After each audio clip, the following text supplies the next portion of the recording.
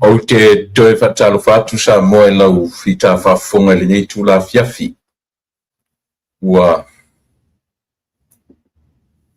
te 8 minute tali tūla e ono. I le taimia i mātou i nei California. Ia ua mo o mai fo i le taimia le pōngi sā. Mai atu le malamalama sa whianga iai i le whanau a onga. Ma o onga o le nei aso. Au ngā lue i le usu ma fo i mai mana tu fo i ro i lungo le ala tele nisio i lato wanga i atu i maota malawa ina ua mai a fo i fe au mga luenga o le nei aso. Langi le lei ma tango fie le nei aso i le anga le lei whasoa ma le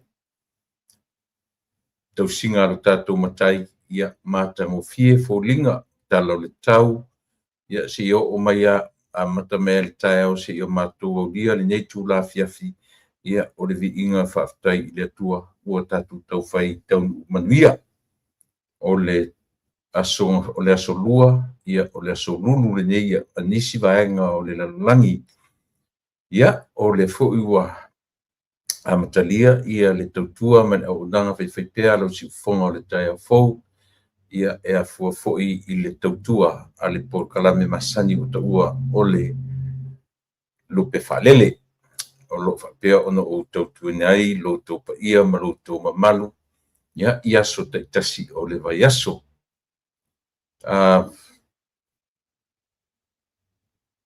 Tele nei whi au fōi ma tuatua noa o le nei aso sa whiago iai, ia se o fōi ina maua se avanoa ia e whaarongolongo ai i le toe whanausu o le tātou atu i le nei aso. Ia i le tele se taimi, i le umi fo ia e tele lava nei mata utaua ia sa tala noina. Ai ei le tele tununga sa moa. O le lava ua a peola sa sfulu ma le ono nei, toe se fulu ma le whaaso. Ia ono tātou whaumaina leo le nei a whapirasu. To i vaso tātou o le Kirisimasi. I mua vai sfo Kirisimasi a to i vaso tātou tau nuku le Kirisimasi a to se fulu ma le whaaso. Ia ono tātou whamawai atu no le i le nei tau sanga.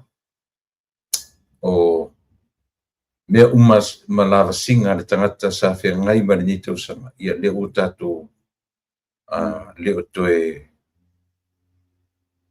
ma mau ese tātou, ia manai toe teimi o toi o nei tau sanga. Ia tātou tau mawai atu no le i le whaiunga a tātou uru whale atu i le lua orua ono e pei ono whaamaru maru mai, lona taunu mai ia te oe mau ia maru tātou sio manga. Pepe se tātou i lo tātou atua, ina whawhetai i lo tātou ali, o le nā maliu e whamama, ina i tātou umane, ai lo tātou lea, ngā aleluia. Alleluia whawhetai i lo tātou atua. Whawhetai a Iesu, whawhetai a Iesu o lota atou whaola. Ioe ina pepesi atuia i tātou e whailoa ai le anganga fia ma le anganga whawhetai. Tele taimi tā ua o le nei vai tau. I le ngata o le masina muli o le tau alunga. O masina whaitauina o le nei tausanga. O le tūlalata atu i le whamanatuina o mātou le masina o le whamanatuina o le soifua mai o lo mātou matai sili. O le atua liutino tangata. A o le masina fo i mātou te tau mawai ai i le masina tu i tausanga tuai ai ulu whale atu i le tausanga fo. Tele ma no ai o fiafianga o le nei fo'i vaitau o mātou taua o aso fiafia. Hao whaatari atu le larolangi i leo o mai o le pepe fou. O le pepe o le kerisimasi, o le pepe o le filemu, o le alii. Wa o mai ai lo tātou atua i le larolangi le nei. Whaafitai i ia whainga mātalasi. Whaafitai i nei awa noa le lei ua mātou o maua. Whaafitai ta mai i lau tausi e le mawai aso uma. I lo mātou iai moenga i le pō o lo mātou wala wha i mai. O lau leo leonga i lo mātou fafo ma leo fale. O a mātou whanau leo atu ma le fo i mai fale a onga. We na whia ngai ma ngā luenga o i lungo le ala tele o toi fo i atu i maota malawa. We o whia ngai ma whai ngā malanga o lungo o le ea, o lungo o ala tele wawabe, o lungo o le sami, ia a o tausia lava i lātou eo aonga lelei. Mātou te whaftai i ngā luenga a lau fio mamana e ala i a li i matamaitai fo mai. O le mawae o lo mata i sau ua whaailoa i o lātou anga waa, ma lo lātou i loa. Ua whai ai tonga fiti ese ma tue whaafuisia le malosi ma le ola i o mātou tangata. Le ano o lau tau singata mai e fia whaafitai ai e o mātou tangata. A o whaafitai sili. O le tongi ola iana e tapena e ala i le Iesu na maliu matoetu. Ia ola o mātou tangata sala. O le tatalo le nei taimi tamai. Whaafu i atu le vi inga ma le whaafitai e whaanetanga i ato. E tusa o lo wanga le leipea o i mātou. Whaamangalo i mātou, i mea o mātou se maang salai.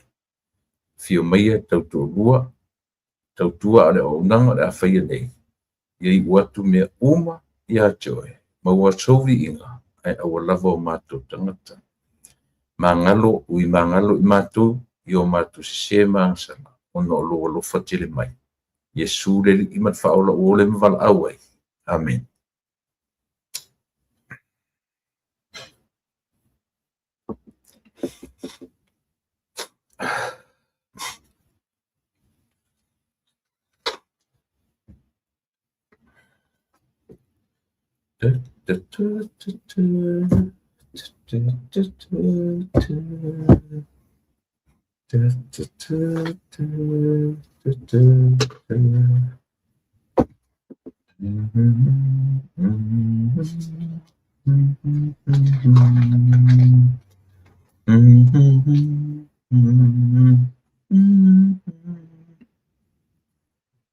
Ia.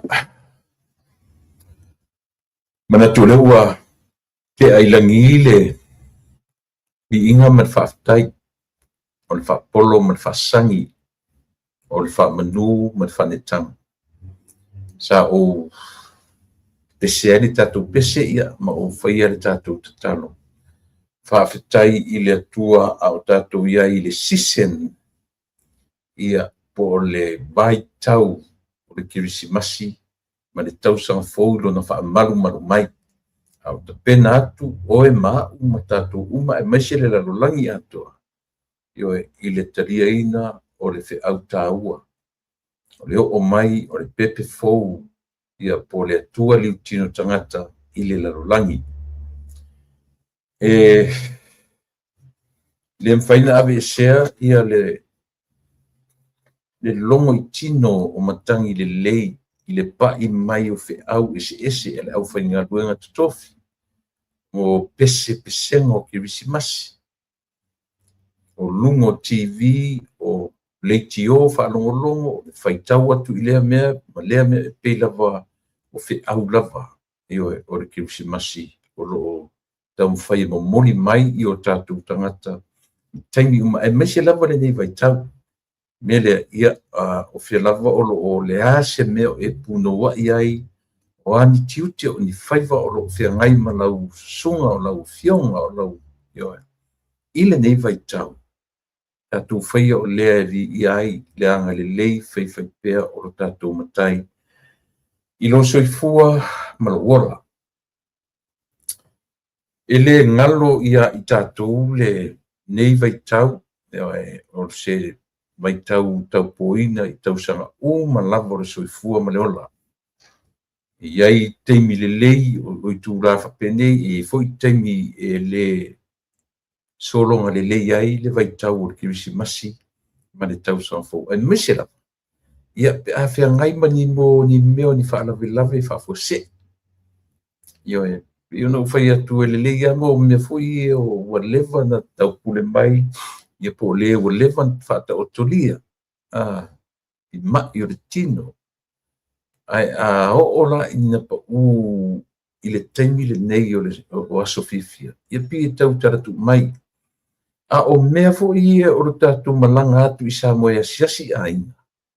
Ai watu io e fa le tonu mai ai ia pe po fe lava me tatu te fem i mo meo as o fe asia sia inga i aso nei. Mese le vai tau ma le masina nei o te sem.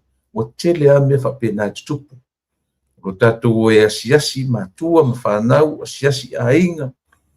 Io e ai watu tūra i mai ai ia o tu inga mela na ta u whaala me lave le ma alofia. Tatu te le tani e ina te mi whapene. Well, pero upua ia tatu te le tani e ina ona e whainga tā na tatu tofo iai. Ona e le i tau pulea. Ai mese lava le tu inga vai tau le nei o le vai tau o le kirisimasi. Io e ai io lea. Po le ale temi e pa i mai ai fa le tonu. Ia wa tau te tala noa i fa le tonu ma mei tau te tala noa i temi e o te anga o mafutanga i leola nei. Wa pi pauna o mea e tura i mai ai tatu te le fia manatua i temi fa pene. Ai sea, lavo temi o lea ua tatu faitauina o le temi wa levan tatu talo manofu sauni ma iai ia o le ulu fale mai o le pepe fou o le filemu, o le pepe o le filemu, o le pepe o le kirisimasi io e o le tupu o le langi ma le lalolangi. Ia pe o nai vaenga lava ia ai iai le mea tau foi le tate nofongo ta tau mawhai e picture i lota mafaufau. Le tau mawhai o tuspa i e whaamatala tala mai i a tātou malo anga se i oa i na whanau mai le mesia. Ioe. Le tau mawhai o le tuspa i e whaamatala tala mai i a tātou le atua liu tino tangata. God's incarnation. O le pei o ata uma i e tātou te nonofo ma ai i ai se i oa i na wala au le atua i a Elisabeta Sakaria. Ioe, i lona iwa se furu mo tupu tau sama. Pei tau tu ufea ngai le tala i le wala awina o Elisabeta. Ia ma le wala awina o Sarah.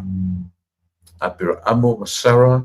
Ia pei tau whapena fo i tai tala pei tau tala whea ngai tala na lua. Tala ia Sarah ma apira amo. O Sarai, apira amo maronto lua o Sarai. Ia ma le wala awina o Sakaria. Ioe. Lena le teritonu whaangunguro e le atua. Ia malona to lua le tina ia Elisabeta i lona iwa sufo i mantuto sa. Ia le manei e o le tala le i la ua le o le e peina ta pena mua e le atua le whanau mai o Ioane. E na te valo ia e na te teu le ala. Na umalona wala au Elisabeta. Wala awina lo Maria. So I tilo i le picture there. There's two different people. min age group o le teenager ma le old woman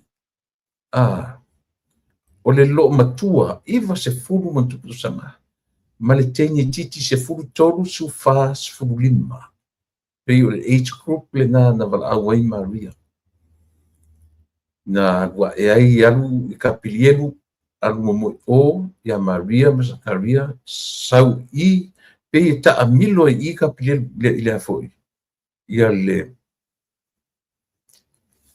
angelu le ale atu na uma na alu ia Esapetama Zakaria tau iai saulo fo ile tau ia Maria umalo a o le taimi na fofo ai le lua lea ono masina le va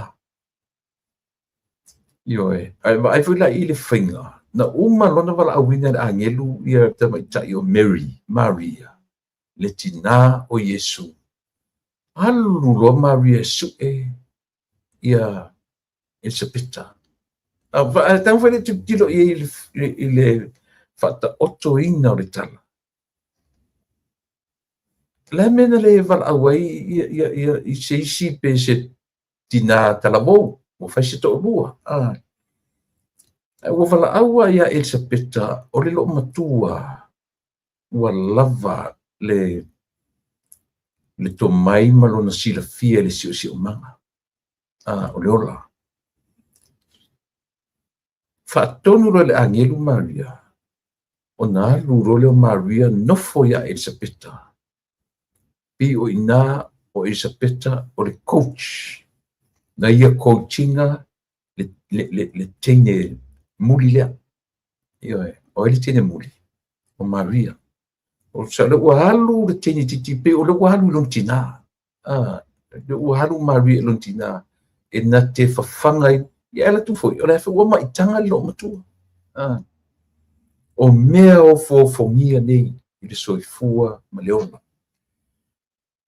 tau te fiu e tau whaamatala wha le mafofau e fou i temi uma a tatu tala noa i nei i le whiaulea i le wala awina o Ioane le Papatiso ioe wala awina e tau te whaamatala atu fo i tae au o e se fo i langona e whaamatala ai e fou i temi uma ne tala eui o tala na tātou pepe mai a o tala noina wa o mai e whaatonu mai au le lava au in tatu tano e ile temi e o whaia lunga tofi ele atu la tu te mori mawina po le ale temi e fia ma fia se launa faitau le tala lea ma lea tala ile tau sanga ato e faitau atua nei to e faitau atu tae au ioe wa ese fo langona e fo ana fionga i taimi uma ioe pena ne tum fi fam tala i la u lea va ai o te nofo ma imagine fa fe na tupu de melea o le vala awina o tintiti very young it's a young girl ai vala au ia i halu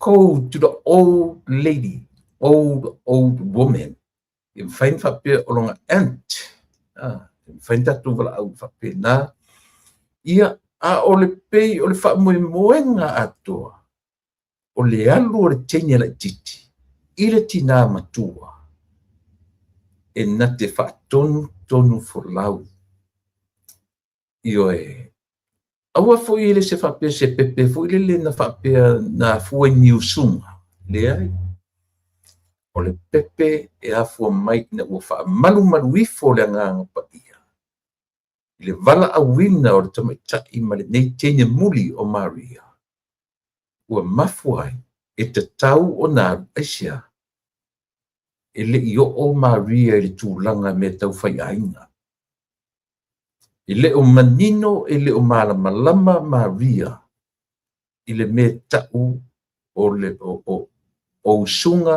ma mea o tou faigaaiga e ono maua ai ia se pepe o le tene muli o le tamaitaʻi muli in her very young age. Tatu o iai ilona whaitua ma le culture. Io anga nuu maanga I whanua tangata iuteia. Ona tatonu ina leo la tala le whai atu. I ono whai mo meo wheso ta inga o tūlanga whawhai poiponga I le tala waua. Sfutoro, sfufa, sfulima, sfuono, fixed marriage. Ia pe e tau whapena se la ngona. Le winga rana no tala a mata ile pe a tanofo le mo ta mafufa. So le e maufa ni tala. Talo fauso mus ma le fasoa. Ioe. Ole pe o anga ia mawinga ke visi masi. E uia ina faiso afa pe a lua le ua ono sufa o tau sanga. Ua ono se furu faa fo I ke visi masi. Talu ono o mai I le neila lo langi. Ai le aia se temi e te whapea e o te o mai e le langona I o tino. E le langona e le mwhaina o mai le o mai a te au wha langona. Well, this is the Christmas time. The Christmas is around the corner. Yoe. Ua o mai. Ua tau nu mai. E te whanongo, te iro I a te oe. O au o le taimi e tala noa I nai le whi au lea tau le whanau mai o Yesu. I can feel it. Yes, I do. I can feel it. Le langona e o mai. O le langona. E mamalu le mea. E langona le mamalu o le season. O le taimi. O le masina te sema. Ioe. O se langona, fule le pise langona fia. E pito fa no fo isi taimi. E se langona o nesise. Ai no fo nei a tilo I tā penanga. O te le loa po le asa ulang. Tu salo te wha matala tua. Mo ulangona. Ai no fo to tasi nei e tā mina pese e te vava ai atu I te unga o fale. Pese fe au e momoli mai I a te oe. Pi momoli mai I a te au. Le fe au le tā au o le fe au. E te loa. E ia isi tua inga tantonunga fo I mana latu te le whatawaina. Ia ta oto la I lato male lato fo I tantonunga.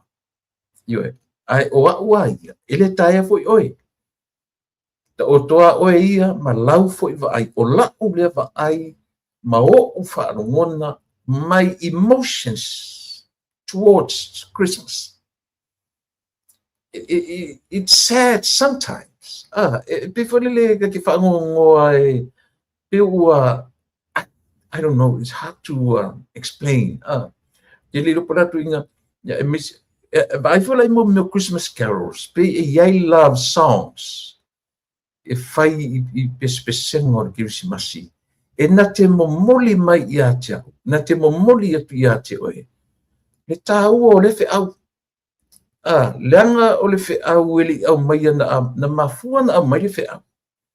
I lau lea tilo lau lea tilo ma lau wa ai. Ele au mai le whi au lea. Ina ua tonu masao le tātou amio. Ele au mai al fe au lea ina ua tātou amio le lei. Ina ua amio tonu le tangata. O lea fuanga o le fe au lea.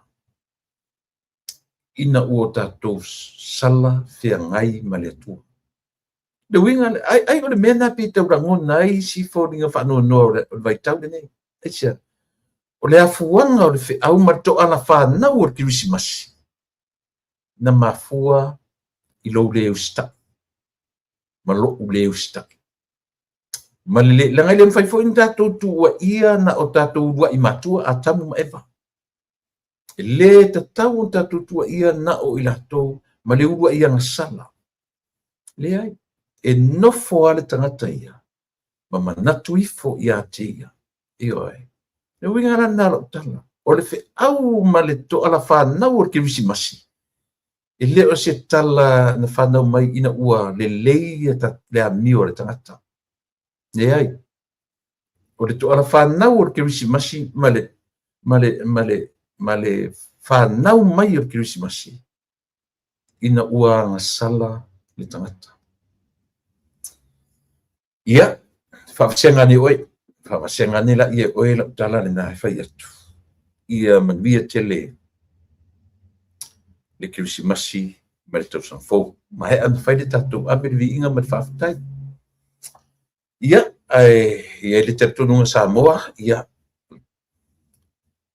O te whatalo whatu, i lau whafonga anga, i le nei vaenga o le aso. Whatalo whatu ia le, whatalo whatu ia le tautua ma au nanga lau si fonga o le tai au fou.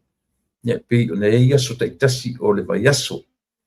O lea ua aso si furu ono, nei le malo telemona territory uma. Ia manisi o atunu o le lalolangi e ka lena whatasi ma Amerika. Ia, o lea ua Sofia nei, aso se furu ma le ono. Ioe. Ia, se furu ma le ono. Ono winga, se furu ma le ono. Tuiva. Tuiva na yaso ia tutoe. Ia, tatou pati aloa. Ia le whanau mai o lo tatou matai sili. Ia po Yesu Kiriso. Ia lo tatou li ma lo tatou whaola o le atua liu tino tangata. Ai vai tasi valale nā mea. Tasi valale nā mea e nofo ne ma e tu atoa i e lo manatu ma lo mawhauwhau. E tau te ofo i le mea lea o lea. O se alofa ina atele. Wa a fua la i le whapea o le mafua anga o le Kirismasi o lo reustai. Ma lo reustai. Ioe. Ai au mai i se awala. Tang vale, think about it. Ai au mai i se awala whapea. O lea. O lea tua leva aia. Sa moe e mo i o le piu ti tala noa tu lungo. I want you to have a deep mawhauwhau loto i le mea ti tala noa tu ia oe. E te whawa ai i le winga a whai o lea na sala le ua i tangata. Le mena le whai ai i seisi a whainga. Ai ua whai e le atua i le whainga e ta lepe ai lana upu i taritonunga ana mua. O le taimi ai wa ai e le tangata i le atua. E oti. Taritonunga e peru ana mua lava. E sa o na wa ai se tasi i le atua. Lea lai whai meina mose na wa ai, e na wha mata i le atua, e mai le atua au tau, no fo mose le vai papa. Pau aron men wha timtiro e le atua, mose o lona patua. E na te li lo fo linga. A wa o te tonunga, o le taimi e wa ai e le tangata, i le atua o Israelu, i nao na po, e le ola. O lea la ua tupu mele o le usita ia le tangata. O na whai lola ia le tio, lea le tio. Ioe. Nai i le tusi o le kenese lo na tolu. O le tio le nā tātou te loai. E ese na moni ma le whamauni. O lea le tio. O au mai i lunga o whaasalanga na whaasala ai le ngata. Whaasala ai Eva. Ioe. Au le whaasalanga lao le ngata. E te sosolo i lo manawa. E whaasala Eva. Whaasala le ngata. Whaasala ma atamu. Le lava lau tatu wa ia ia soni. O le whaasalanga o le ngata. O lono winga o le whaasalanga lau le ngata. Pifo ringa mai ia i tatu. E umala le ngata sa whai ona vai. Wa mena tau wari tatu wa ai tatu research tatu su ele le ma tatu wa ai. O langa whai wa ai lona le whaasala ino le ngata. O oe ngata. O lo whaasalanga. E te sosolo i lo manawa. I oe. E whanau mai le tama. E na te tu i momomoina le uru le ngata lea. O oe ewa. E te whanau wina lau tama ma le tinga. A vai wala iai, o le tinga lea. Ma le curse le pe ua me le curse i le toa lea. A o le curse lea na te a fi maia blessings. E a fi mai i le whaamalaia lea. Le me tau o whaamanuianga. A o oetina e te whanau wina le tama ma le tinga. E ui ala ina tinga le whanau mai. A o ina na whanau mai ai le tama. Lea utatou tapena i ai. Monia. Ai le te sila ma e ai tuto ai ai. E taua. Pei o whaamanuianga na fi mai tutonu o momneo le whaamana i ina o le tangata lifestyle. A o oe atamu. Ioe, e te ai au mea ai maleafu. E fōringa mai se curse, a o le whaamanatu i a tātou ta maroloa. As men, o le tātou wala awina, tātou te ngāru lue mō ainga. O mata whaioi tina, o le loto i whale, o loto mata whaioi, tau te whāna na wina le langi. O lautou mata whaioi, tau te whāna na wina le lalolangi. O Eva, o lea. Lea le winga o le ngō Eva. O le ola. Ioe, Eve is life. Ta ua tele le ngā o le pea tātou mawhau o loto i ai. I le oso a le atua oso i le a. O ia lava. Na ia whaia le tongi ola.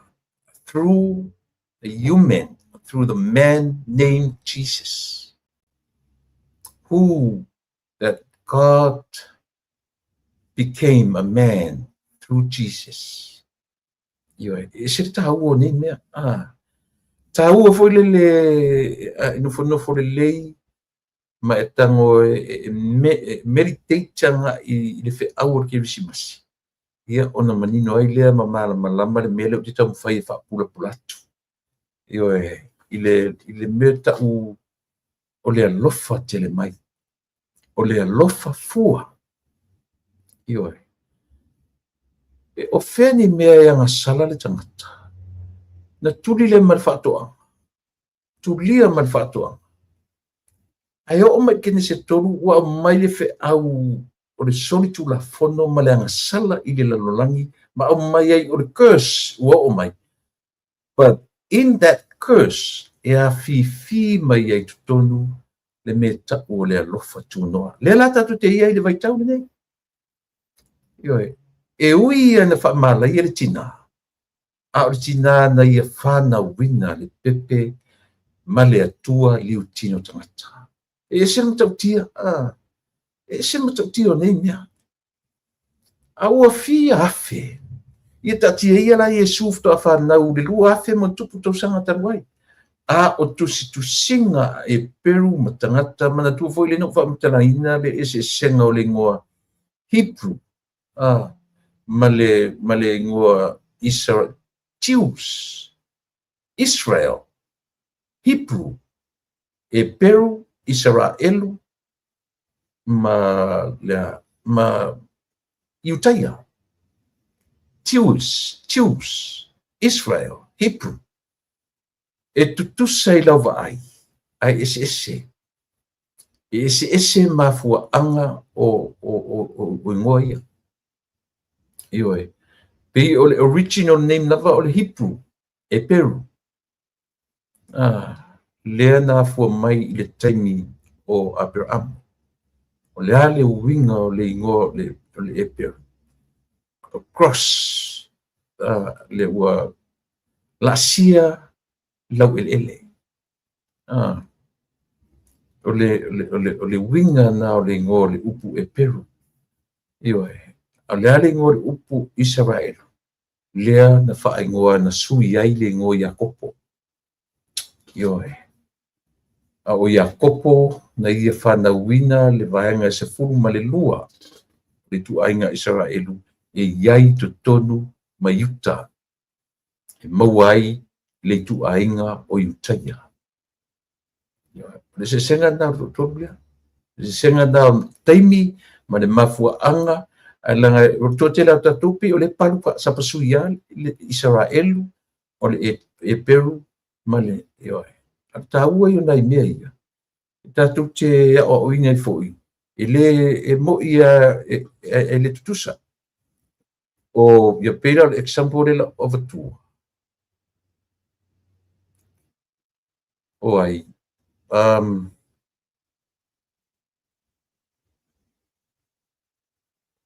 o Iakopo o Iakopo ia pei la o Isamaeli o le tiu o ia na le tiu o le hipu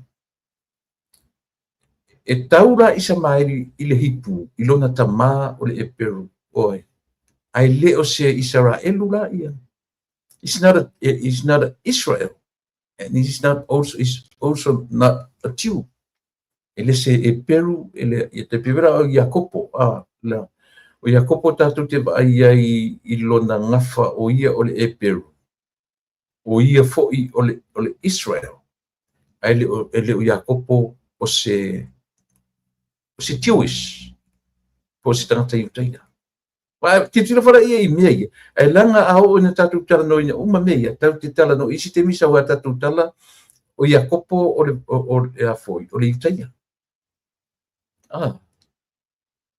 e mawhai ona tau iai ona o lona atali o le atali o Iakopo na whanauina o inana afua mai ai le ngoa Iutaia tangata tupunga mai ia Iakopo a Iakopo ile se Iutaia o le tiu o le afo o le hipu ia ma le tangata Israel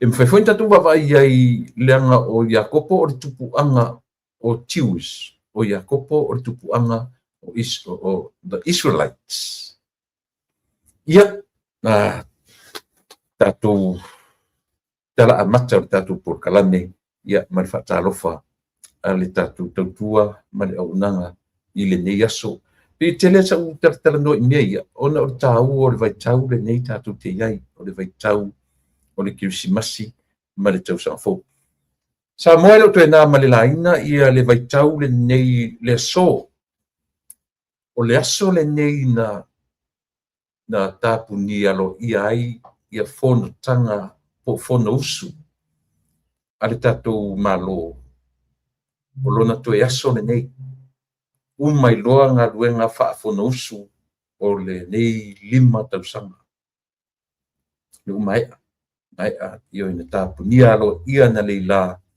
ia le fonotaga ia po le fono usu mulimuli a le tatou malo I lona maotafono ia po le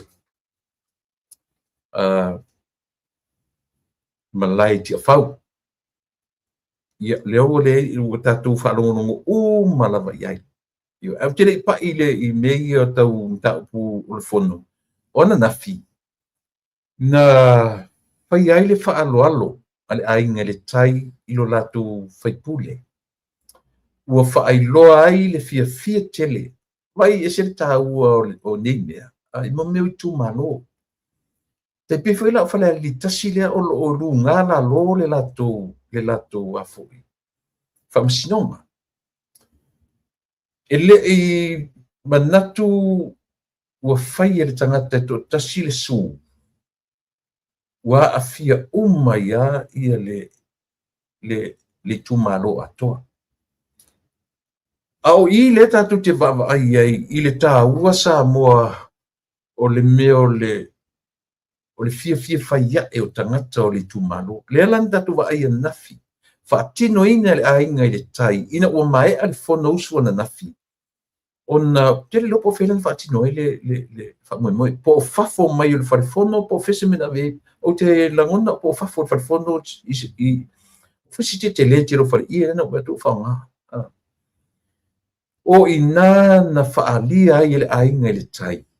Le anganga faapetai I le pale mia ma le whainga malo te inane le pale mene atoa.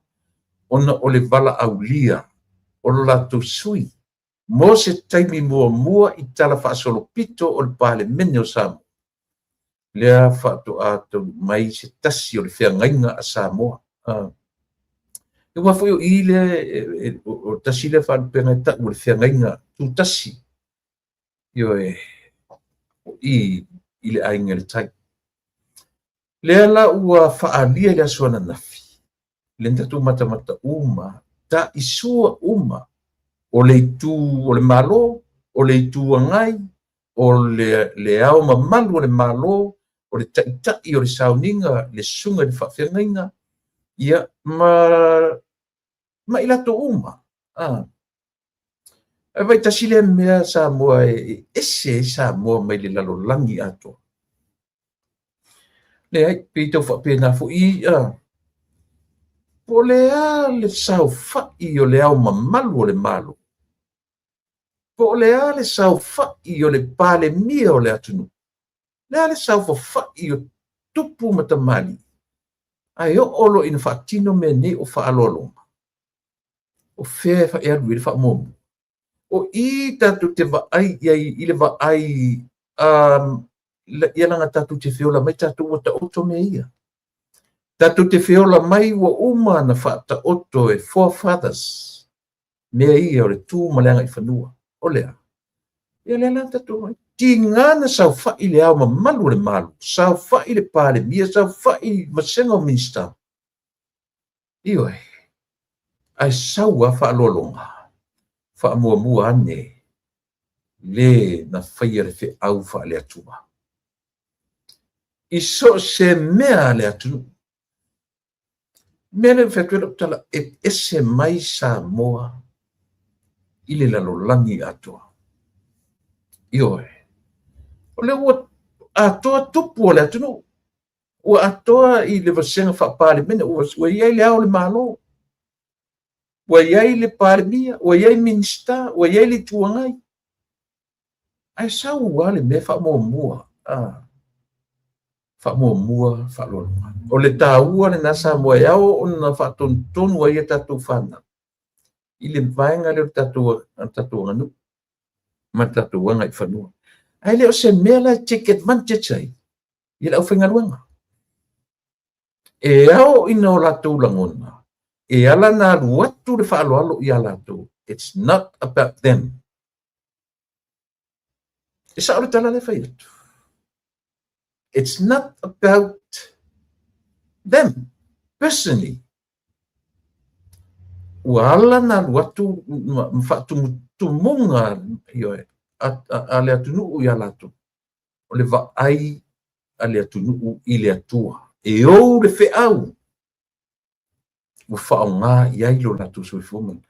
Ai ole tele lo fanga longa la ko take advantage le mele. Yoe. Wola tope wola to le loa ai le va matangata. Wola to whaitawina ai, well, we are. O matou e a mama. Ai le mawhai ona avesea. Le va ai le samo moni. Ona o le atua. E o le ngā ruenga. O matou whai ai me sili mo oto. Taua ia. Taua ia o le tatu manino mamala. Ai le na o se whaifi au e whakasafo ila. O le whaifi au o le sea. Metotisi. Katoliku. O le mamona. o le lotu patipati. O ai le bishop o ai le whaiwhiau e ave i ai le whaamoma. Nā, aua ne i nofo mai i ma watu whaalolonga o na whaapea lea a mea o au leo mafuai. A mea o lo to finga whaawhiau o lea. E whaafetai file mu wane le tangata i le atua. Le atua o au to finga le nei ua mātou mamalu ai. Ta ua ia. E ofo ia to finga ia, ao mamalu le malo. E a fua ni isia. E ofo to finga le parimia, a lea atara noa le parimia. E whaalongoa, whaafetai i le atua ia na to finga. O lona winga o le tala maritatu porkala me aua. Ia aua lava ne e se tangata ina ua sau fai ino foa taua o le atunu. Ia manatu te isi ifo le tangata ma whape ifo.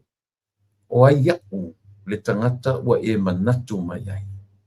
Ua e whaongaina ai lo whatawa. Ioe. Io le nā. Taua ia o nei vaengana. O whaaloalonga la ia na nafi.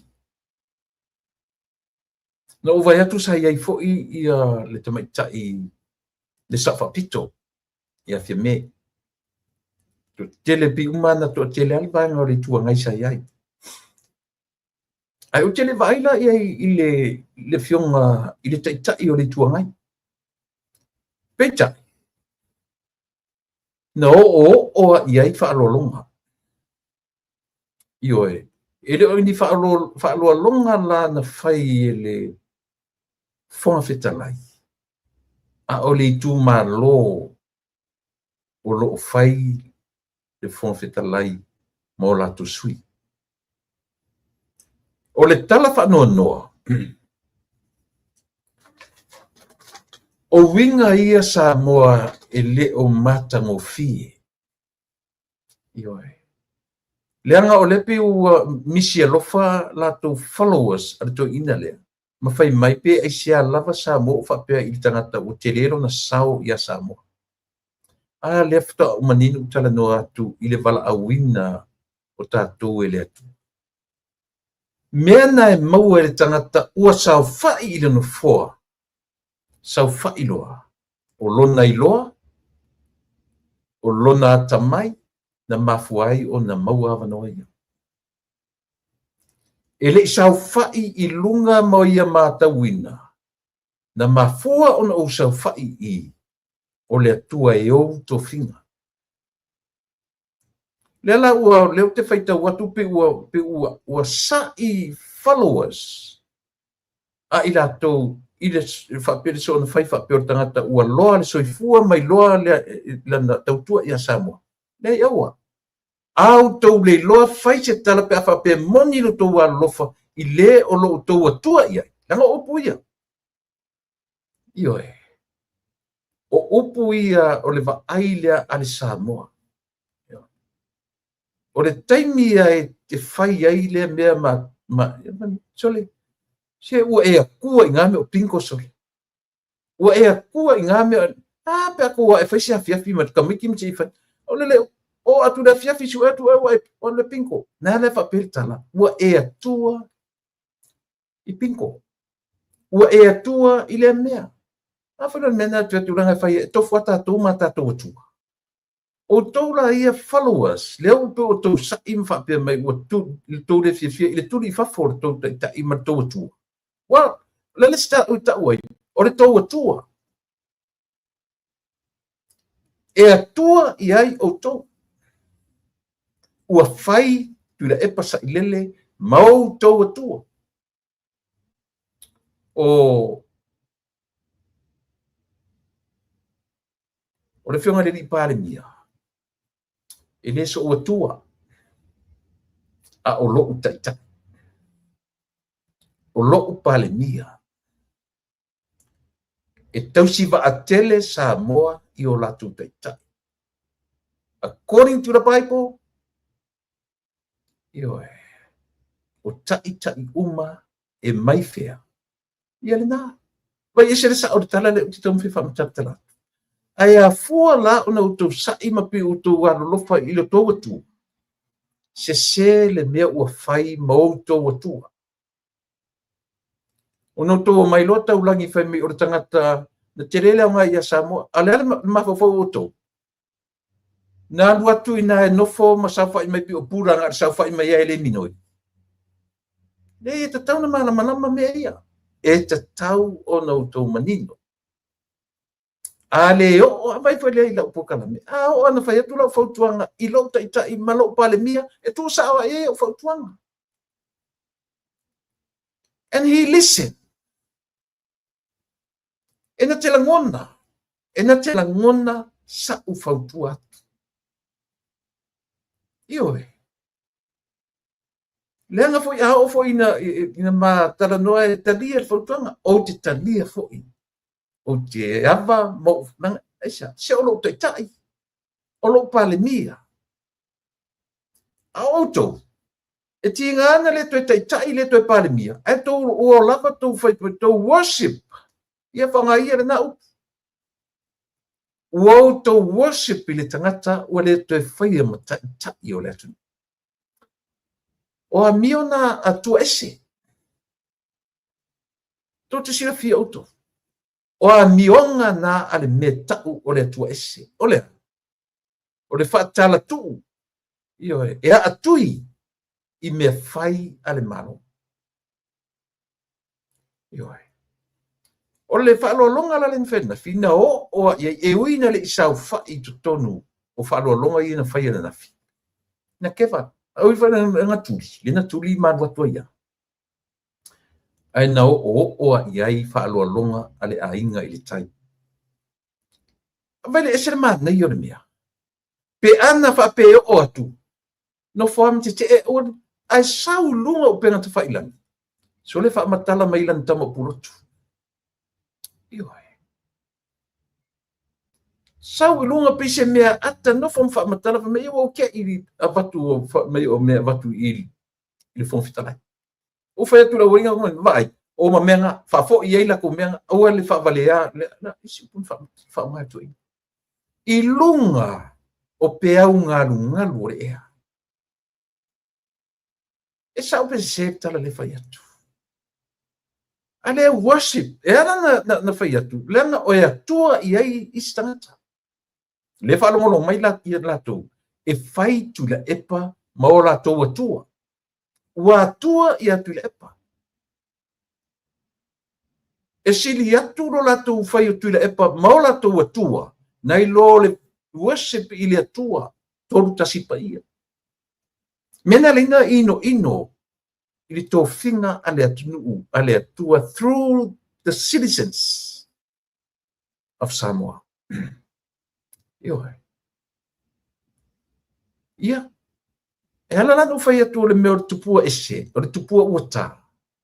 Leanga o le tupua uata, e le minoi, e le tautala mai, e le ngangana mai.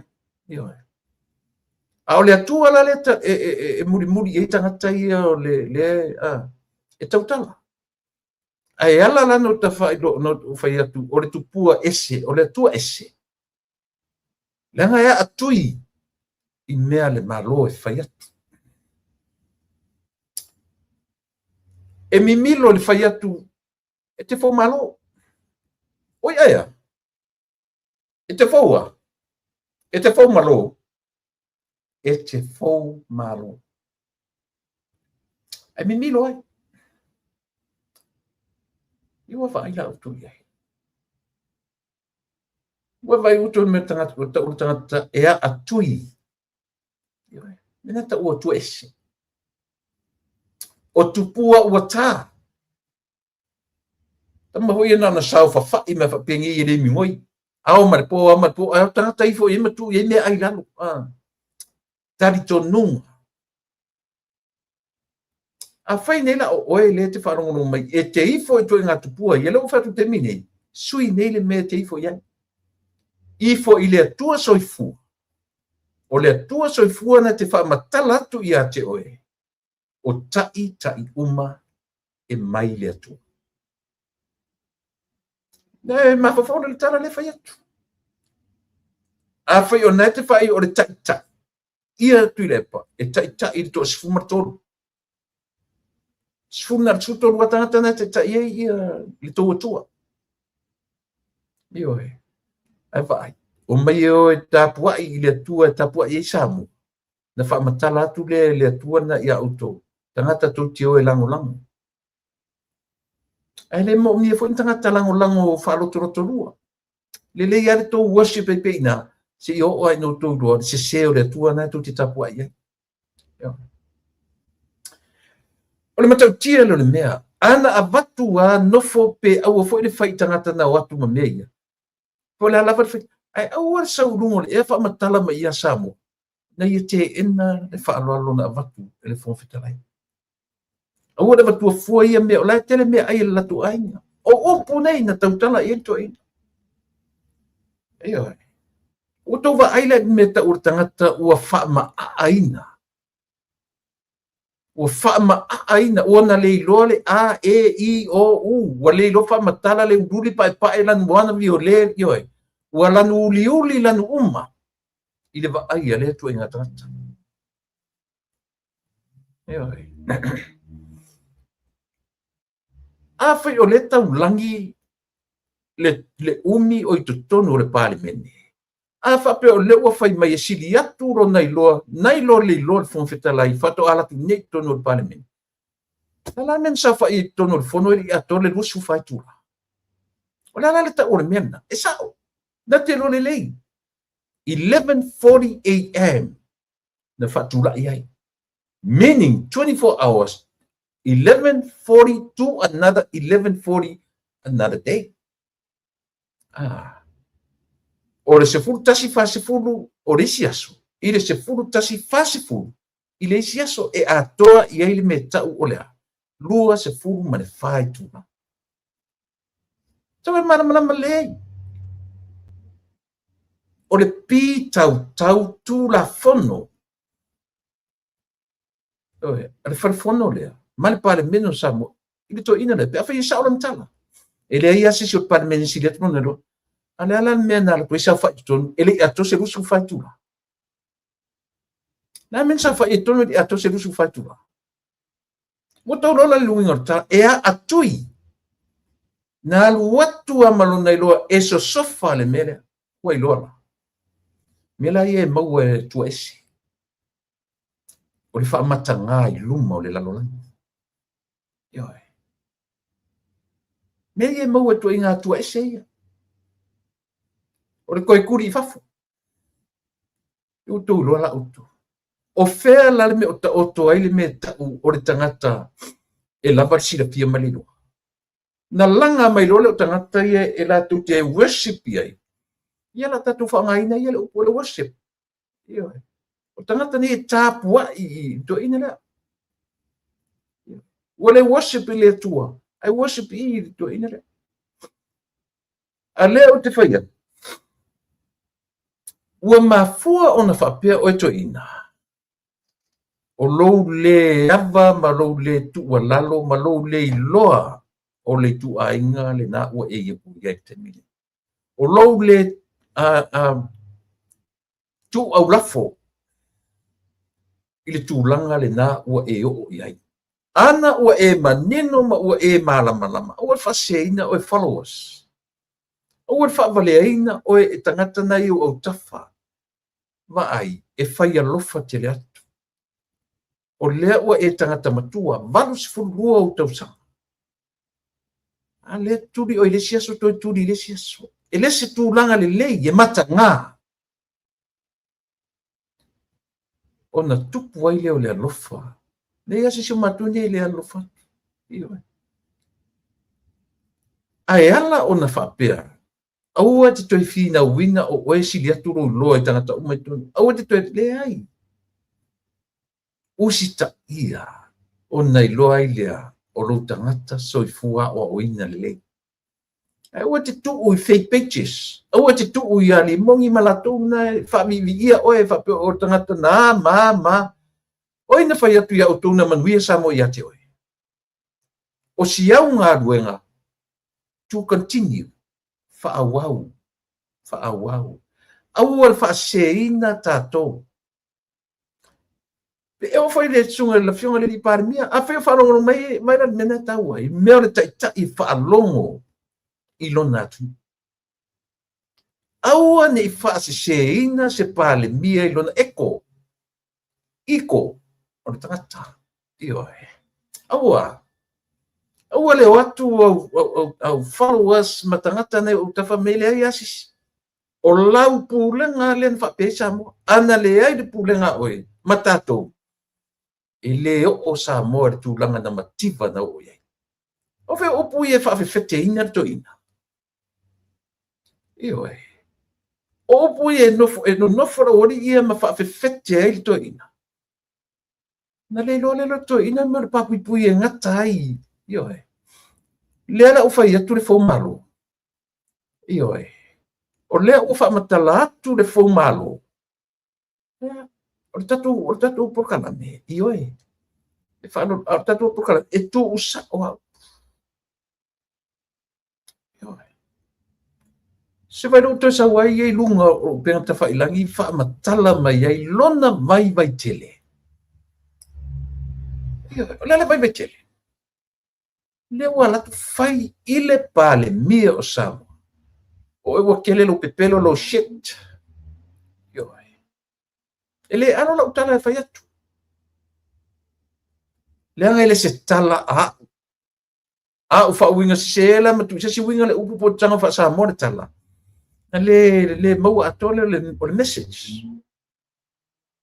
Yo, tango le fa Samoa puna. E tele no inga le upu fa matala sao. And that's a real Plau Valley Asia. Langa foi pauna mele mfina aisis.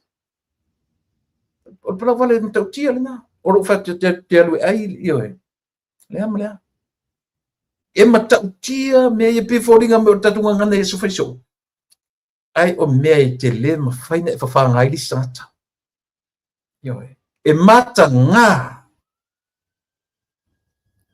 Ai vai le pe ata ia. Pe saufa matala I lunga wana tama I e fa so mo. Tasi ni tanga tole te le tau to ina ne. O ila e fesili ni ai. O hafa I longa I e nofo ma to ina. Tato te fesili ni ai. Po le mea to ina sa fea ngai maona matua o le titi. Po le mea to ina sa yeise upu alon tamama non tina. Na fa tonu for la wai au titira. Leanga foi la I leta o fia. Vai lele soifu atu I tupua tamasisi. Tatu tele o vai ato sa tupua tamasisi aru ta umai lunga mfai mani winga fapia. A o winga ia. Fai maile ke neseto. O oile ngata. E te solo I lo manava. Curse. O oe eba. E te whana wina le tama maritina. A o eri akam. Ia, ole nā. Ti le maua se mea marfile mu. O oe kaino. E sa oe fasio te lo uso. Te lo fasili fori le atuana fasili ia atamu. Atamu o fea oe. Atamu o fea oe.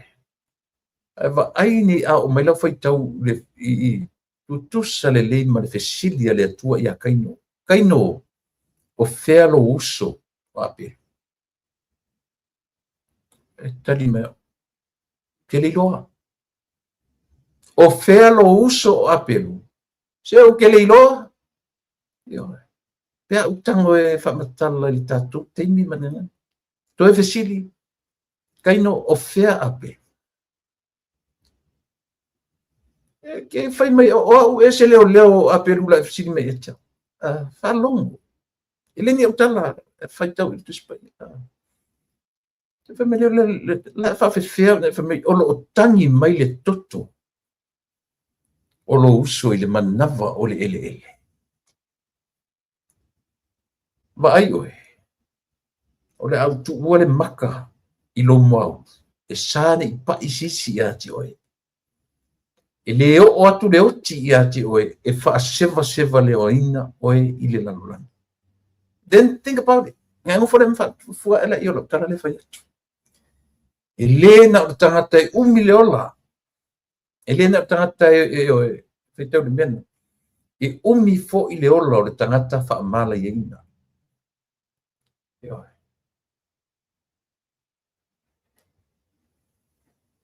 O le tāua i o nei mea. O le tāua i o nei mea. Ua la ngona, o te i le sen, o whanonga tu le pokalame ma le lila o pulotu. Ai whamatala i le toi ina. I oe. Pisa na mea fia le nofo ma whamatala ma i asamo. Lona le tali ina, ai e nei loa. E leo se whalo, e sao. O le whalo le tau wala atu le fofonga whetalai. A o le maa au. A le tu malo o tupu mai e o le tu malo. Oi. Yeah. Un sa me asa mo ngalo ya si mesia.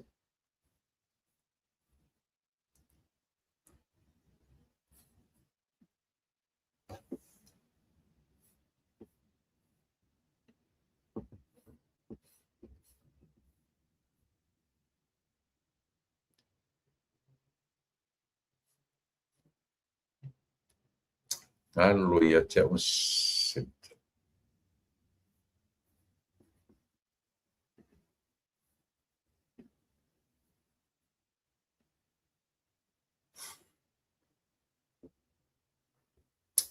Iya.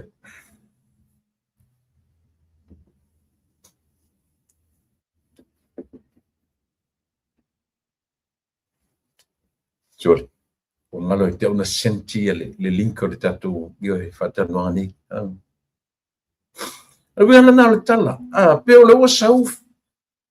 Pesa na mea fia le sau fa matala i lalo langi i lapo kala me pulotu. Ana po.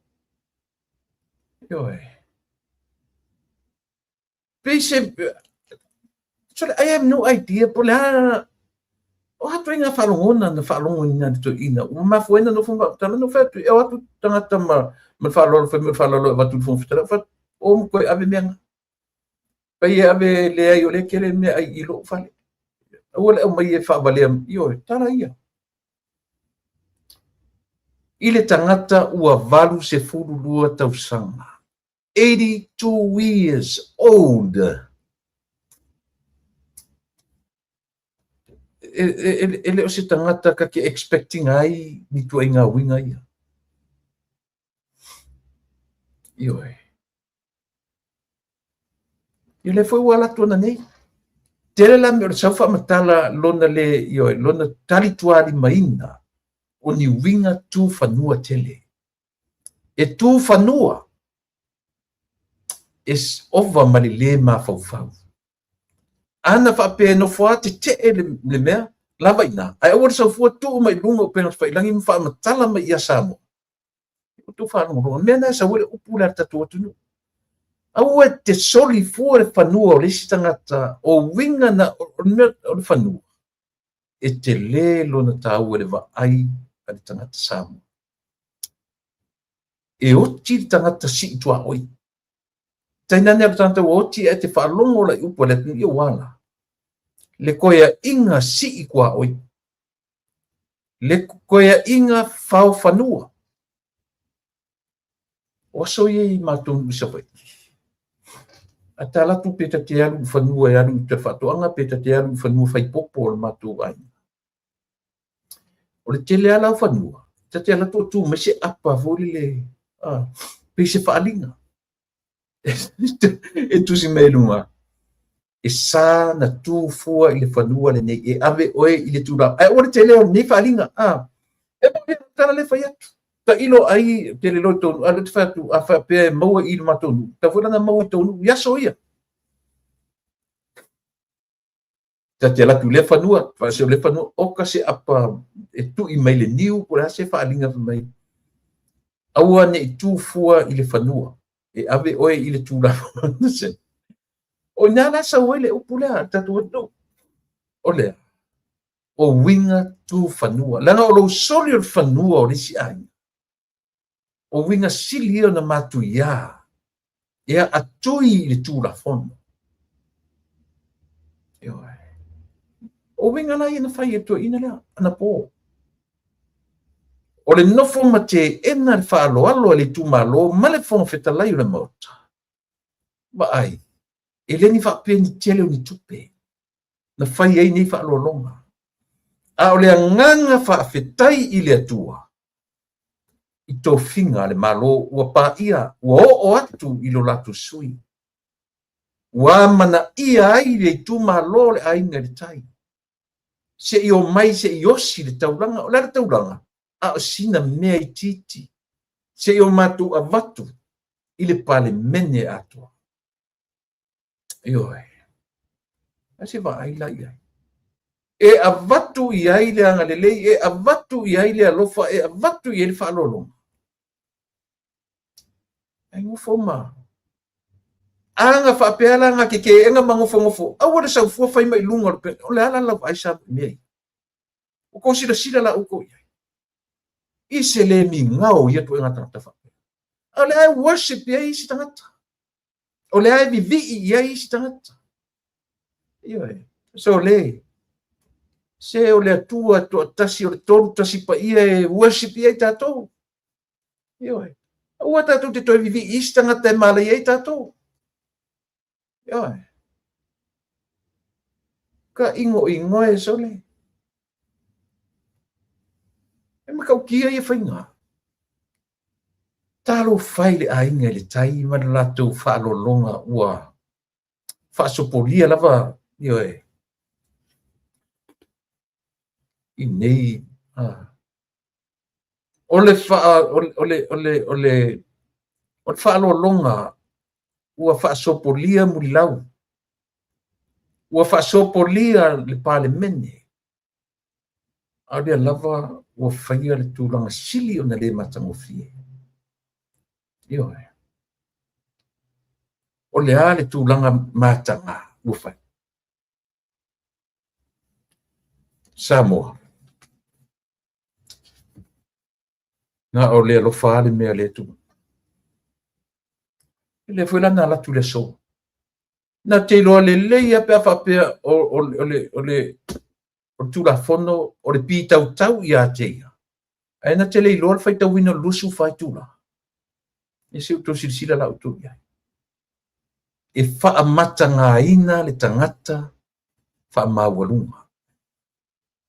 E wha alumaina le tangata wha mawalunga. O tau ia i le tuangai, toi to sfuru o tōna toi. Vai, au tau launga sao i me manu iai o tō, au are sarcastic. Pe whawhia popoto au tau launga, au tō upu mau tō tala. Le li lea whaipure leo sa whatanu. Tasi na whawhia poto maona manatu pe a tau tala. Whawhia poto, ai le poto. Ioi. So se langa whapena, ia, au whanongolongo nei tangata e tau tala, pi whilile pi e whawhia poto pi tau whi whata milo lana, ilo e tasi ala whaitau atoa maritingpo. E moni le tala le whai atu. E moni le tala le whai atu. Po wheka a milo, mai kaka ia kia umaki kala ngoa malan tau tala e tala noma i. E selo e la whaitau. Eoi. Ar mele u whapea umieto ina lea. A e whaalongo le tala noa. I tala noa mai lunga i. Eoi. E le tala noa mai le me. Eoi. E iai le whatu. E whaari mai ona ma whauwhaunga. Me whaila nei ona na le loa le teimi umi. Na sau whai ai lunga. Whaima tai o le atunu. Ona o ila tau na lango ina. Le ala o le to sa fai i le sa fai ina le. Le lon me ta o to lalo. Le lon me ta o fai ina to ya tia i pa, to ya tia e pa o Jerusalem. Isia ina o na lo le fai ina ma to ila popo. Ana o na lo. E to tu mai se temi o se temi la tamai. E talu ai le te e pe ma le me ta o le atui. E te fa vavaua ia ina. Ya. O le ua, mai le tātou malo o le nei fiafi. Ia, whaatalo whatu, Merry Christmas, le ua ia tupe ua e, lau ua tau liu mai se la Krisimasi. Mana ia le sei. Elf. I'm the elf today. Whamaruru atu, ia ua mua lavana ua ngai mai le prokalami ua ngalon ia whapteu na ua. Le tau i tataini. Ia, matuia le nia ia vanoa mawhanua. Lau fionga i le lupe whaalele, ioe ainga tau safune, ia o lupe whaalele ka le sia o nuu maainga, fio mai i tapo kalame o le nei aso, e te whataro mai ia sa mo whafonga man whaarolo. Ia, whaatalo whaatu le mamalu le atu nuu, o whafonga mai le tapo kalame ai mai se susunga whawhiangainga, i so se tō vine o lo lato ngā lulu e ai, na ia lavea ia nganga o tātou tangata. Ia whatalo whatu fo i mātua ao sina sina, te tono lawa ma maota, te tono maota ngasi ngase, a ai o tangata mātutua. Ia, iai bea le whamanmalunga o awa lofa o le atua. Ia o tau, ia maua i bea le whamalolonga sili mo o tau. Ia o te talo, ia maua bea sua tātou atunu ule file mū. E le atua o mai fo i le vai taimi o le whamanatuina o le whanauina o le pepe fou, whailonga ina o le misia, ia whatalofa malofa o folofa atu, a me te fo i sua tātou whainga malo. Sai fo i mo lato tiute le nei aso, wa leo mau atu ai o le fontanga mulmuli le nei. Ia o te loa ai wa lewa fo ina e pese i lungo tātou kalame tila epa. Ia se i tā alomwaia lau whafunga anga Samoa. Ia, whaftai, ma lor fulau manuia, ma lor sui fua manuia, ma lor whatua toa mua whanua. Alo e le ngata o tiute mawhaiwai le li o wha le whainga ruenga. Ni tu tonu o le li o company, ia mane malo o lo o wha inga lo sui fua ngalue. Ia, te nane fwoi whatu ainga, i tu tonu o le li o wha ainga, i le lua maftanga mani tamao tamaiti ia, ai mai sere whanau. Tatu mai tau o Krisimasi. Ta ngai mo mo iai ai tatile ia ngai i le loloto tamta utano ina le yaso. Ia, ea, o ani tapenga laka mai o le Krisimasi le nai tu mai. O ana nafi sa whaiele le mātou get together le mātou team. Ia sa mātou whatasi e tai le mātou ofisa. Ia so, sa e fwoi nisi fufuanga o isi fwoi section. Ia lela te tanga i mai te unga. Because you gotta come in your own outfit, whether you're gonna be the elf, you're gonna be the Santa, you're gonna be the fairy tales and all sorts. You know, it's good. You wake up in the morning to la epa. You ask yourself, what's the weather like? How am I gonna dress up for the day? Le mele na le mātou officer, they look forward to see what outfit am I coming in for the day. Because I'm always bubbly, bright. I always see it this way. Te halai for tai au. Ia, vi iam whaftai lelo for le tua. Wa, au lia mai le tai au fou. Wa, ala whai mai whanunga le lei. Hapia le oi le ale tau I whafo. Na whailo o au te unga. When you're dressed up, you want it to be a happy person. You want to go into work happy. Do what you need to do. Le leilonga ringa. Ia foi mai foi lai le fale. E te saufia fia foi te tono no ainga.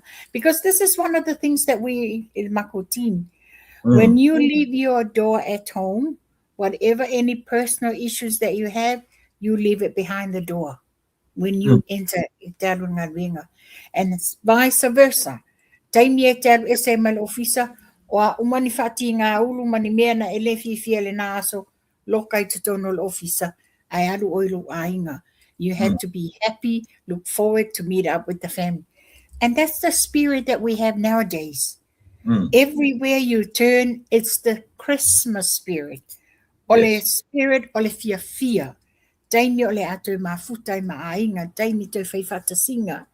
Ia eoi, ole whata atu fo I atu tuangane mali whantua to fo I leloi Christchurch, you know, was hoping that we could spend Christmas, but then again, they've got their own families. Ia o te lofo i tele fo inta penanga le malo tele lato ia lato fufuanga taimi o kirismasi. Ia malo whaftai me sirina ia o te lola eli lola wala sti me malo roelo ngā ruenga mo aso fifia. Tula epa o au. Maua ova malasifulu mon tupu tausanga o te le malo lo kirismasi. I only have the Christmas Day and Boxing Day off. That's all. O te whaingaruenga o ke volunteer, o te whaingaruenga le mako side le collect le data a New Zealand ato a wala le fuanga momule economy. O te whaingaruenga la le vaenga le na ia ona o au. Pena e sirifia o au las whana o la matanga o tausanga o Januari. Yeah. So I rather work throughout Christmas and then take time off about the time. And that's what I've been doing it for the last 15 years. Ia malo whaftai o lewa maua le vaenga whia ngai mga ruenga. Ia ele o toe nā malaina so stangata o lo tapena. O vai atu na ua lelei oe matura o kisimasi o mtua tele o le fuare o fuare matura o kisimasi. Ai le ai mase te utusi le se mase mea fo o tusi mero ngoa. Ioe. To atong talo si ia tatalo i se teimi o le nei vai aso. Otherwise, ia o le aru i fafola o kisimasi. Ia o ana nafila ia ia ona o le mato section is le mato get together mato Christmas le mato team. Ia ia no sa wai mafatu o mafu o la au lo wai elo pipi elo taingoa ia but anyway well, you never know, it's another week to go. Yeah. Ia mana ia la ta fanga so solotlo amatatwia ile ia ta fila foi. Leana o te o tapu le no tanoina o le whaaloalo a le ainga le tai e whaeloa ai le fia o le tūmalo i lo lato sui ia ma le tau pulenga a le whainga malo ma le whaaloalo ua vatu i lo lato whaipule i le ngata ua whai mafofonga o le maota ia a o pi uma o stemi mua le ainga le tai ua mauaise tu whinga whapea i lo la lea lana tātou wa ai e ana nafi. I whaalolonga. Na o a whaalolonga i so se tangata. E o ai li tuangai na iei umani pale mene ato. Ai, le te saunero te tala noa i le te ena e le toi ina le na turi ana nafi. Toi turi ana nei taia. O le whaaloalo maua lunga le ainga le tai. Ia manino. E le ena o le fonga fitalai. O le ma au ale tu malo atoa. Na o iai le ma au ma le whaaloalo. Peitai. Na o atu a te ena tu ina. O lo ura manatu. Ana te ena manofo au le sau fuata o mai lunga o le lalolangi. Ua i loa ai e sa moa le vaava. So, Cecilia tu atu le epa.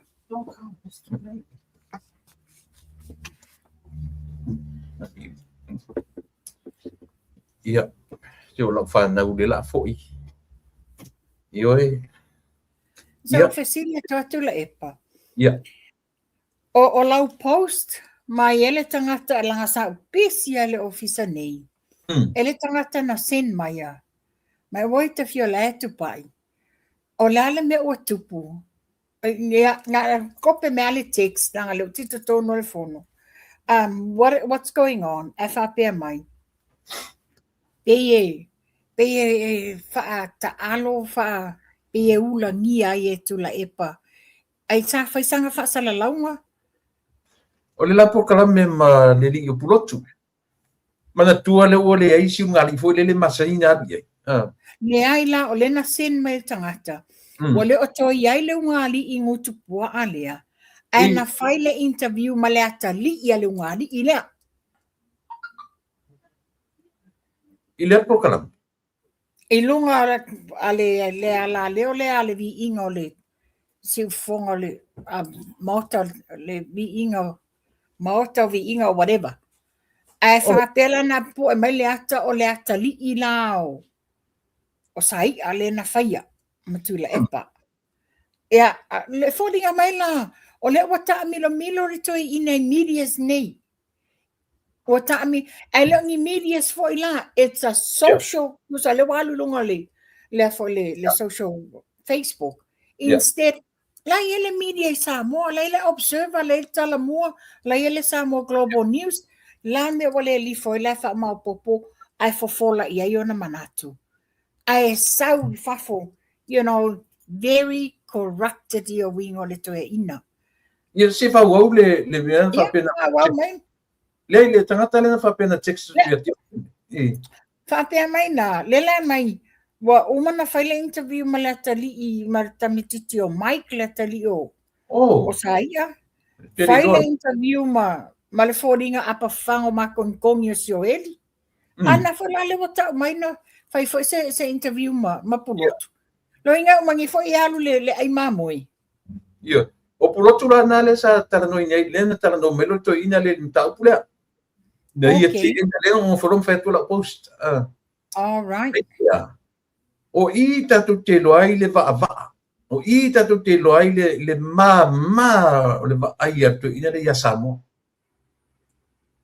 I ona I loa. E leo se fa alo na o fong fetalai. O le tu ma o. Ale o no fo ma fe ilenga ta foi la mai si tala tu ina na mai tua ilona te ena le. Na fai tam na no vai o ma ave. O one I te le mana ile te le me ai lo ai. Ile fa balea uina ia maisia Ole lo fesili la tu la epa. No doubt le fa long mai.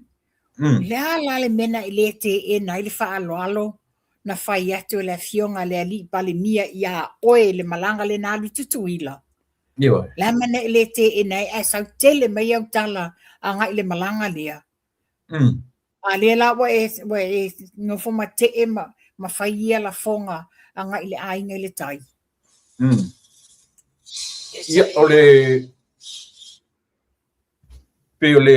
Yeah, who knows? Who knows? Le foi pena no fomos te. A Paula se ele saufa matala mai lunga a Paula ole melen fai nei. Ile ngata te. Au saufa matala mai asamo. Ana no fomos te saufa matala mai fo ilunga. Eu fa matala mai fo ilunga. Langa mana ye tu pe Amerika. Mana ye tu pe. O isa ola. Sa. Ia wa te rope pe se lima le mea wa pe lima US le na abil to ina man anyway. Mana ye tu pe Amerika triple. Pe o le vaenga le taua le mai o le taba ainga lau tele I le mea fule le afua mai ai le tatou tupu ai.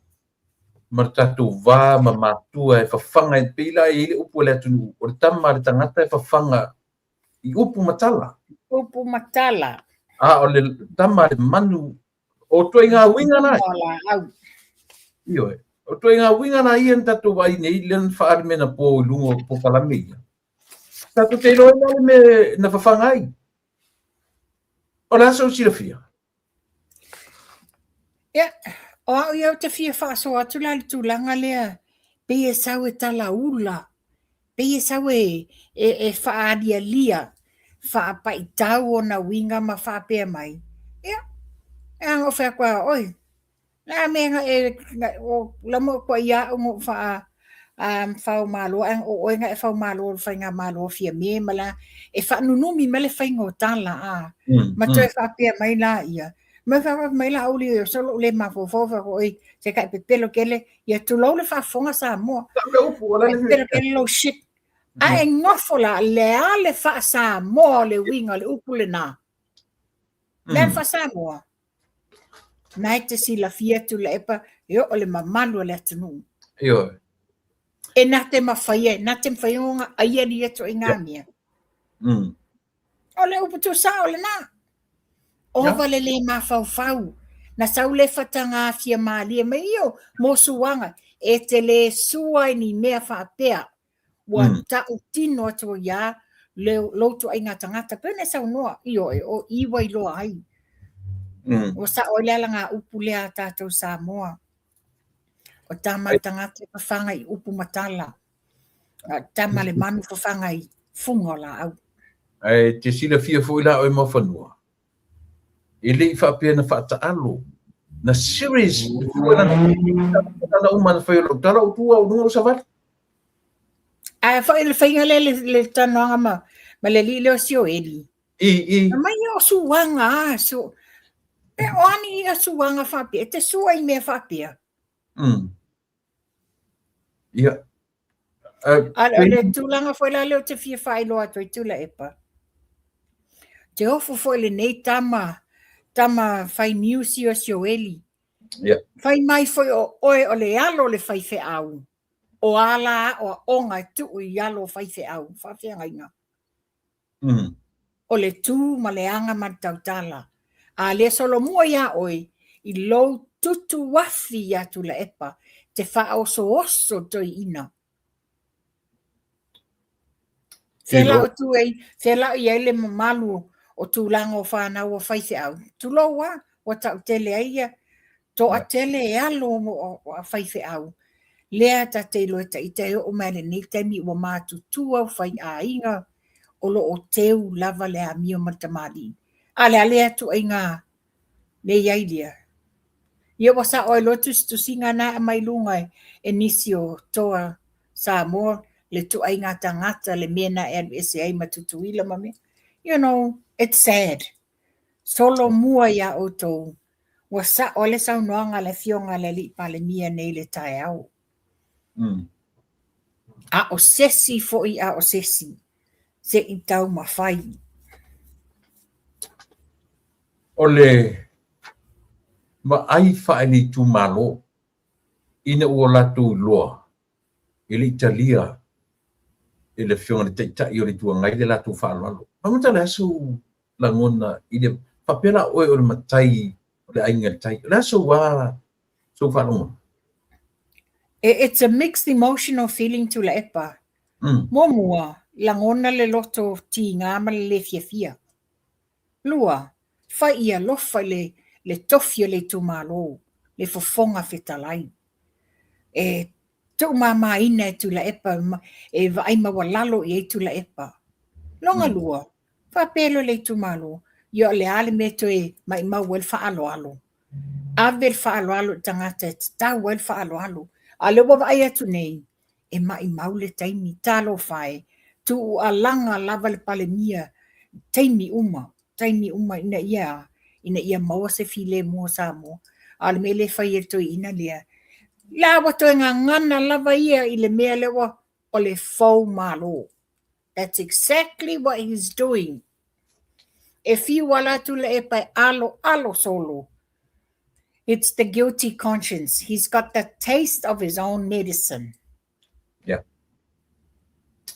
I se la ngona fa fonga fetalai wa la fa lo le na abi. Fa mata o le tuli fa fo e fonga fetalai le u wait fa mo fa pertoi. Tu la epa. A pena fa ia tu la fa so ana le la le stanga tana bala mai. Wa leva na polokiki tu la epa. Wo o le tulu inga o le polokiki ele elea. Ele fa ape fato a polokiki ana nafi tu la epa. Fia tausanga, mi tai ana telo taimi o aveo ia mataitai. Ai tanga ila ia iai ili mele o na tupu. Ua palau vale ili pale mia. Watala fia ngai le fasalanga. La fu la na te iloa. La na te iloa le se seo la na mea wafai. Tusa lawa o Eni tu singa le lilo si o eri mai. Ia awa uma le fono. O le na fai fafa le fono. O le malai a toa lava surrounding ai fai ai fono. The whole compound. Iai le fonga fitalai. It's all under the compound o le mauta fono. So pe fai lai au tafai te toa pe fai fafo. It's still ito tonu o le iai le jurisdictions ale fong fitalai. Le la te whaeto, le sila fia le tu la epa. Wa umala o na whaasala ngā. Ale no fo te au. Fo te tūni. Ai sea. E le fau nei tu la epa le por kiki tono palemeni. Langa sila fia. A ta ulo le 24 hours. the clock counts to the time lena ave inga i fafo. Lal te mina ve se tu le pe fafo. Na lu ese inga ua uma le morning tea, le morning break. Alena watu tai au le ita ngel taimi.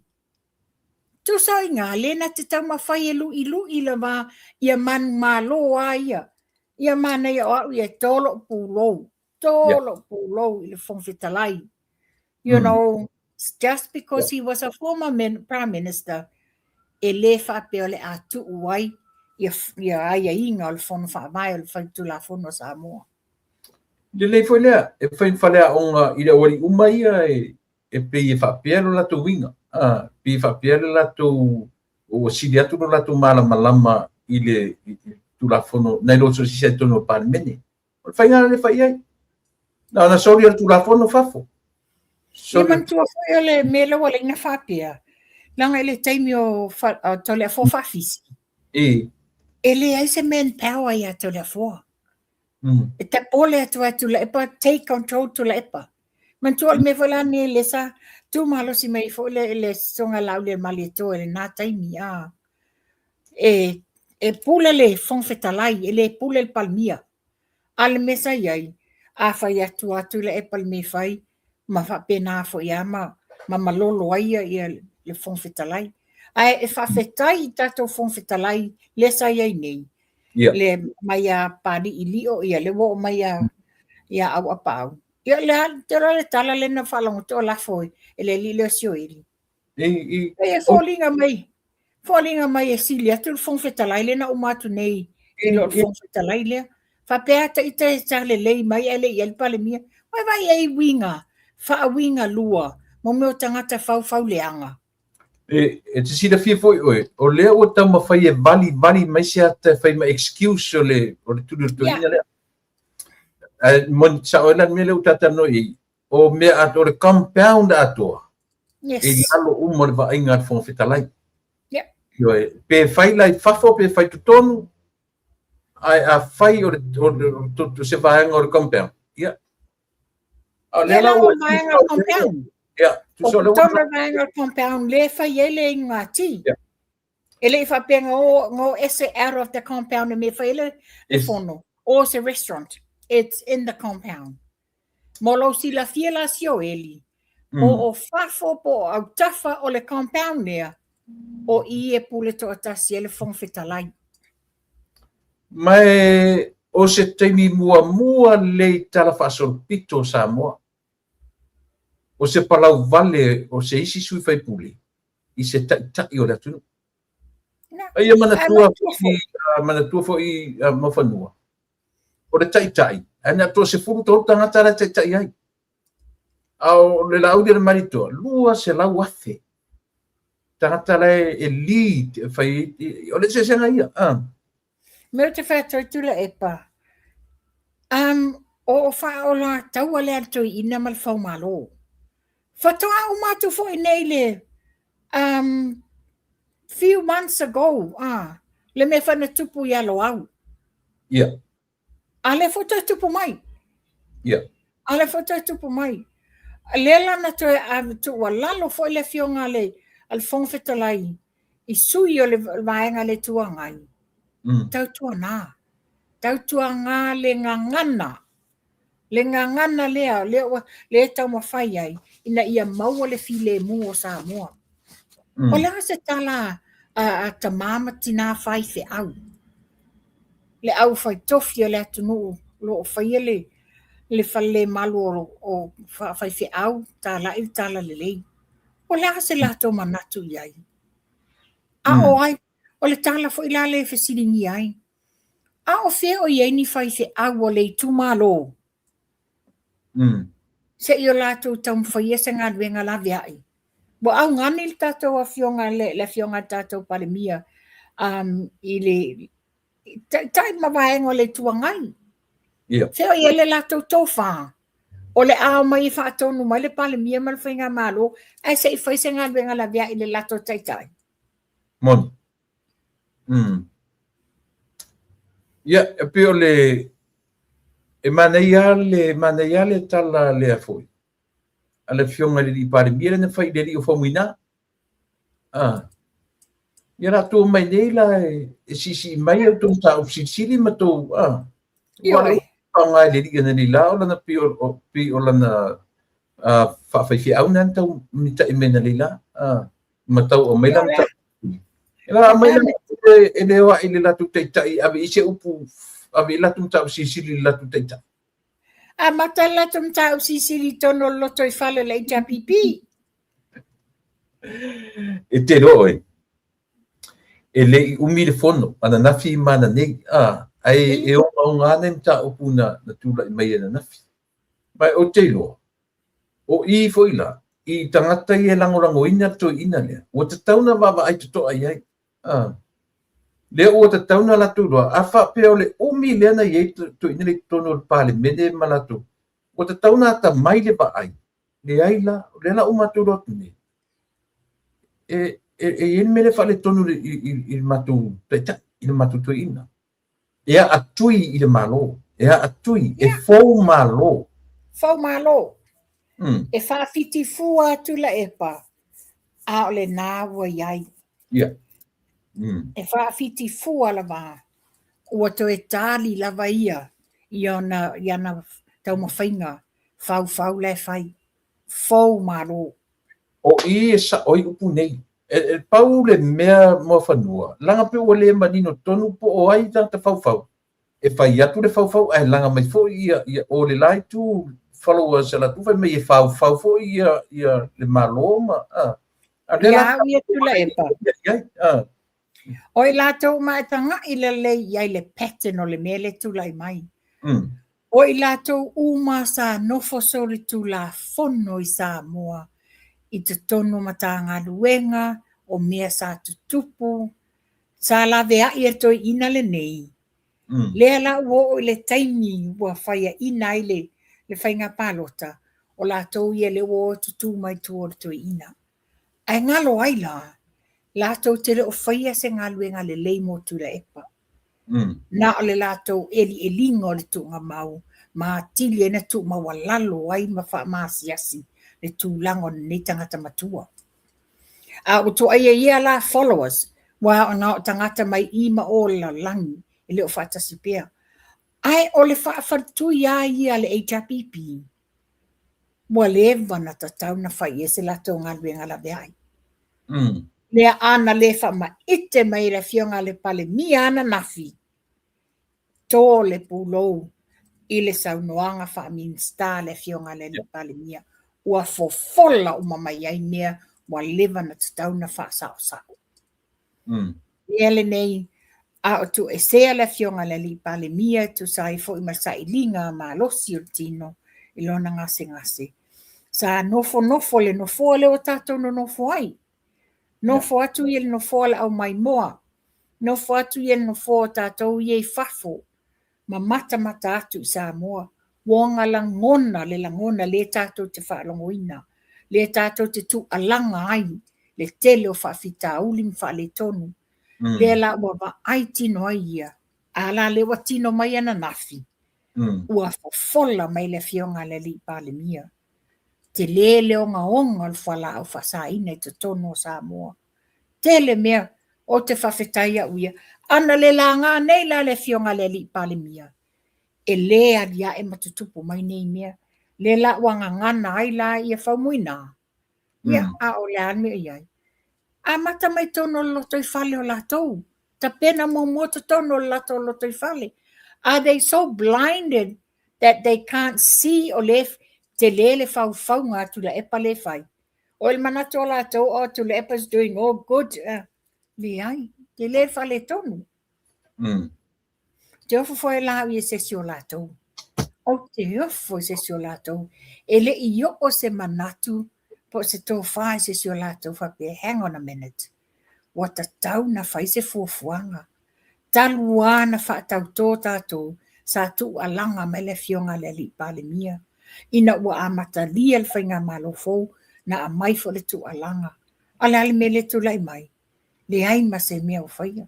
Ia whaftai mana ia tali le fionga le li palmia ia whamuina. Mana ia, o le taoa i le launga wha minsta. e tele me taua nei tu tonu le lau fa minista ale fionga le li pandemia o le ele ngata o le ngana tu sa ele ngata o le ngana e iai mata u taua e ao no toi liu i le pale mene ma toi fa fo i tu la fono e fa tu la fono e a fia tu la fono lea na umalelei so tanoina le blacklist lea na ia ma le mataupu o le vaenga o le toe talanoina ma le toe liu lau liuina o tulafono o whainga palota te lola Manatua tula epa o ina i le tausanga fou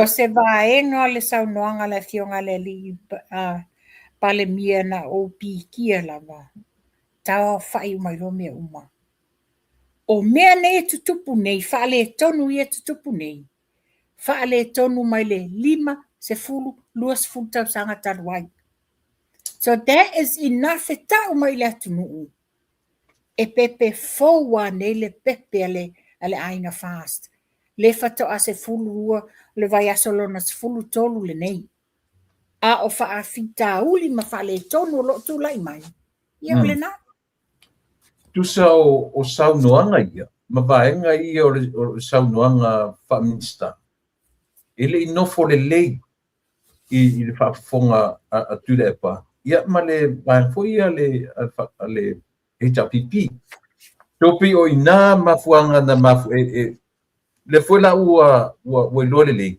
e na tele o sofa ia se saunoanga whaminsta ele taranoina fo i tula fono fa parlemene laina te le yo ai le mea konu ana le tala le na whai atu tula epa e le fa pe fou nei le tono tula epa i le politiki e sala fesilingia pe fa awila bea se fai pule fou e le istariinga ia tula fono fa vai o tono mauta fono a o ia o tangata waleva laina te iloa sa tu fo yo ia le fo il palemia e le fa la vea ia langa la unga fa minsta io le winga na le tam fetwe samtala io le na te lo le leia ale tam fetwe in so sofa na fa tu mai le na lafo e o ai na va nga le sin fa waina le sin tu la e fa waina le sin na te fa waina la na lafo tam fe na foi le lo leia la va e por que ele le mele tam fe mai ai sia ina uati nga ile la unga le ina uati nga o tu sa o tu tala ilona fo malo le upu na li nofo it didn't sit well il to ina watu le upu le fo malo la fo o siana upu le o siana pepele na tausi mai i le lua o ia na to mai lua upu le tricia ela o ele no fo i to ina man tu fo le taimi le na lua le road show le o le lua o ia ale nei mo leva na tatauna fata ape le palemini ale nei e drag on ai tu la e pape wa fai ane tau fai ngā la unga ma toso ai lava ia le palemini o leva tam fa muta le palemini fata ape ale na no foi ma fola le o ai la le o fia me o la auli ma olo le na o e fai le road show fa ape mai o le a fa tu le lafo e a foi ngei o fau malo le mele wala to wo fai ia alela la no fo matua ia o ia le ta i o le afi le ai e o le si foi tu pe la ta lo fa fuele le ei ona tangata matua a o matua le loa to ina fai lon tangata matua he's using that to his advantage ia pula la polisi me pi fa no longo tele te malo i lona iko i lona io pi ina pi o de fa lango i to ina male tau fa valea da wari e o tafa io o le no fo ama praise fe me o to ina na manui ai na manui ai sa mo malea o na fa to ina ma fa se nai lang fa no o te ofo fo ia pe a fai se e tia ngō fie tu la epa i ngā praise pe pelo wa leva na te tau no na iloa lewa taunga i loa o le whaavalea ia. So in other words, la tula epa, who is using who? To inga whiringa, oai le whaavalea ale. Whaavalea tula epa lana ia vaenga, to whaavalea la bailana vaenga o ia. So o lea tau whetu ia i la tau. Me tarusia. Ia o atu ia Januari ua sui le tausanga. Ma se tau whatangata matua a ngai mai lo act mai ni action o le varsu lua. 82 years old. Ia whai mai ni fōringa o whapena. Ma se tau sui mai ia landa. Do you honestly think that he's going to change? It's going to make things worse. Yeah. Ele o se tamata, e mai fo ia i siala ngā upu. Ele fo ia ele tuani mā whaunga le lei. Ona o le a, ele o mawhaina wha mawalalo longa loto. Le o mawhaina to tuli lumo le atua, wha ngalo sona se, wha ma nate le o mwhaia no mwhaia. Ia, ore nā. Na tupu ele ro tālo whaiai. E se sea tangata o ua te re to foi tawa I tangata matua. Na pele tau ngau furu taro to foi te te alofa iai. Ai le ma fai foi na matua le alofa I ma me pi e ta alo ma so le ko nga kapisiri. Moni o le pele le winga le la tale fai to he's using lo na matua o le lo na leva I te tono le pale mene to his advantage. E ina ia maua I le mele mana o ie fai. Mana ia. Se ta fe mai lola I anu fale o le fono. Alu la son na fi alu na nei o tala no ina tu la fono o blacklist. Ia male a fi o le ngo Samoa I le lisi uliuli. O le no fa peso le bota santa no fa pe o ese tatu ngo male lisi le. O le mafua anga tula e pale na tonga ngana mai ai te tonu o le fono. E leo fealo fani ia I tutino. Ia. E leo fealo fani I tutino. E le mwhaina mese. Le mwhaina mese ona e le I mawhai e le vaenga o le tu o tupe. Like central bank and all le I mawhai e tu la epa ma vaenga na o mai to compromise ma le sifa. Ma sifa. A le whawhetai I le minsta o tupe. Minsta o tupe maua. Whapela fionga le li pale mia marika peneta. Sa ili, o lea le mafu angal mele tupu. Ai sea o wha ele nei mo ta upo no this. They've come to a compromising issue e mawhai e na for whawhita uli. Ia, o whawhita uli atua la o tātou wa. O la tau la wā. Whawhita uli na. Mantoa umatul paya inga tula epa.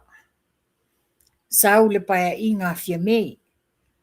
Ana whaapea la e tu umia I pea le fionga mulpola min startupe wa leva na fofol whawhita uli. Mana tuana to e sui ave ese whaafua I lava le fionga mulpola mal min startupe. Ne mwhaina lato fo ia e a fo ia whawhita uli ma whaise vai fofo na ia ave ese le ngō Samoa ma le blacklist. Mana tua fai iri te mi lena pisa ia le li I o e foi. Lena mai mo meo tu mai lunga ia tangata foi ia fie tu tono le Panama le ka ore mea. Ia ma laundry money lena mai e lunga tangata mo meo wata hoi e tau mai ei o ai le fai ele mea o ai le ile mea. O lola manato le temina fofo ai le whawhita uri lea. Ale no te e to no no wina Samoa still in that list. Yeah. So ana na tautino mai ai. Is it Jane? Is it Jane le swafa sieni? Le swafa mai ta le CEO. She tried. I know for a fact she tried. Ai mi foi le mfai. Ona la tu langa la lea. O lo ele o fealo fania. Ye tu tino o le tato malo. Ina ia o mai ma se vai fofo compromise ai, ma faila ia se lefa to a fai nei ele. O lefta a fai nei tato fai ngā malo, fōul nei. Pēna sa no le fionga le li pale mia. e leo ni tupe maua a o le ta'u le leia o le ingoa Samoa. E te mana tua foi ima whanua. O mo mea o grants uma ma loans uma mea uma atu ele ala tu se ingoa starter.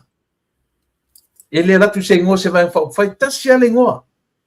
Al O malo. le ingoa la le tanki lia no na le ingoa le. O le ingoa Samoa. Samoa. Yo e. A le pe fa alo vai ia vanga ia le mea le fa pe fa no foi pe tun o. A tu pe vanga ia me le stara pe ia te le tu pe le mo wai. Yo wa fina o le fa umi foi la le mata upu le pe ona fai atu le sa mai tauina few years ago o le fa le tonu le tu tino le faina na maua se la to tasi e se tulang mantola these are some of the issues na mai tauina taimina ele mana na o fai se tu la fono ma fai to inga mele la fai ne fainga maloni ona fa pea o tupe ia maua mai i le sifa o le generate tele lava a wala kapi. Peila o ina le musu wale to ina le taimile na wa mana ia le tupe le sau mai na a wa ia talonga la kapi. Wa pe le main focus le na le sifa la iai a o le la kapi uni o le liki matalonga a. Peila o tulanga na you can see miles away the tulanga salim faye on a compromise makam into an agreement in a ia faise fuanga fa le leia le ngo Samoa. Ia, te le lopo le asau tau whaalongo fo i le vai i le tua ngai. Pe na mafulia la vanga lango ina tu la sunga tu la fon. Na ia nei vaenga pi la tu te lango ina pea ia le tau fo i mele le ia pe ta tu tono blacklist. Ia sefe ia company ma wo se vanga te petele mo Samoa. It's not about the money. Yeah, it's not about the money. Tanga I foi la tu la epa. E yaila ia to inga pisingisi investors, they wanted to pay la Asia. Yeah. Or the World Ventures, and some of the coins. When they found out about the taxation, matulanga la le blacklist de Samoa. That's why ilim faina lato over to Samoa fight pa angam fight business yai. The World Ventures regarding travelers and all this, maletato vai le Asia. Ele mafaina matoi. A tonu ole a ia se swinga la leo tu la fono ya Januari ma ave eselengo Samoa. A tonu e ia se sila sanga em fai e loa ownership sa ole tato vai ole Asia i Samoa. Mana ia e te le lava ia le me tatu te wa ai ia langa paulo o umarfono ai te le mta o pusai tu tonu o le launga fa amista ele itano ina pila o tu la fono ia fa ia pasau ku nei fasau wa ole sawa ole tikai ma vaenga ole e afia o le sima ta o foi le pe le mai foi de sunga le fiona di pare dia o tu la fono o vaenga io finga parota yeah yo le foi la e afiai fa funcionga ia le o fa no tu e se foi tala lo mai fa funcionga fa la ritasi na wo ye tata na usama dio o ta petu lua ia a pena wa issue le wa issue le warrant of arrest ia ile i si moli mau e to alua le na tu e moli mau ele ia pi le fa pe la wa issue ia warrant of arrest mana ia le tulanga na wa sa no tu le pa le sa no le fionga le li pale ia o nisi o tu la fono le wa talo sanga e fa matu mai tua se i fai se i loilonga ona e tatauna ia se sa o le fainga malo fo le nei le foi la tu la fono nei tau fa ofi nei o lea ua o ai le tūlanga lea whaamasinonga o whainga palota. O lo tāua le mea lea mawhanua, manatua, o tūrafonu ni na whai uma le tapipi. Ia, Lea la ua mana o whainga malo fou. Se i tue te tala mai tua, se i abe fo i eiso mātou sao. nanga te tau. Ioi, se i abe fo i eise mātou fo i va ai. E le mwhaina mātou tuta muri muri le mea, lea o lea ua so sofa ai le nofo le lei o i tu maloma le tunu. Moni. So te rola le sa o le lei ia le toi lui. Au te lo o le masin fo, so sang fo, masin fo la pa ia tolo ia i vanga ia.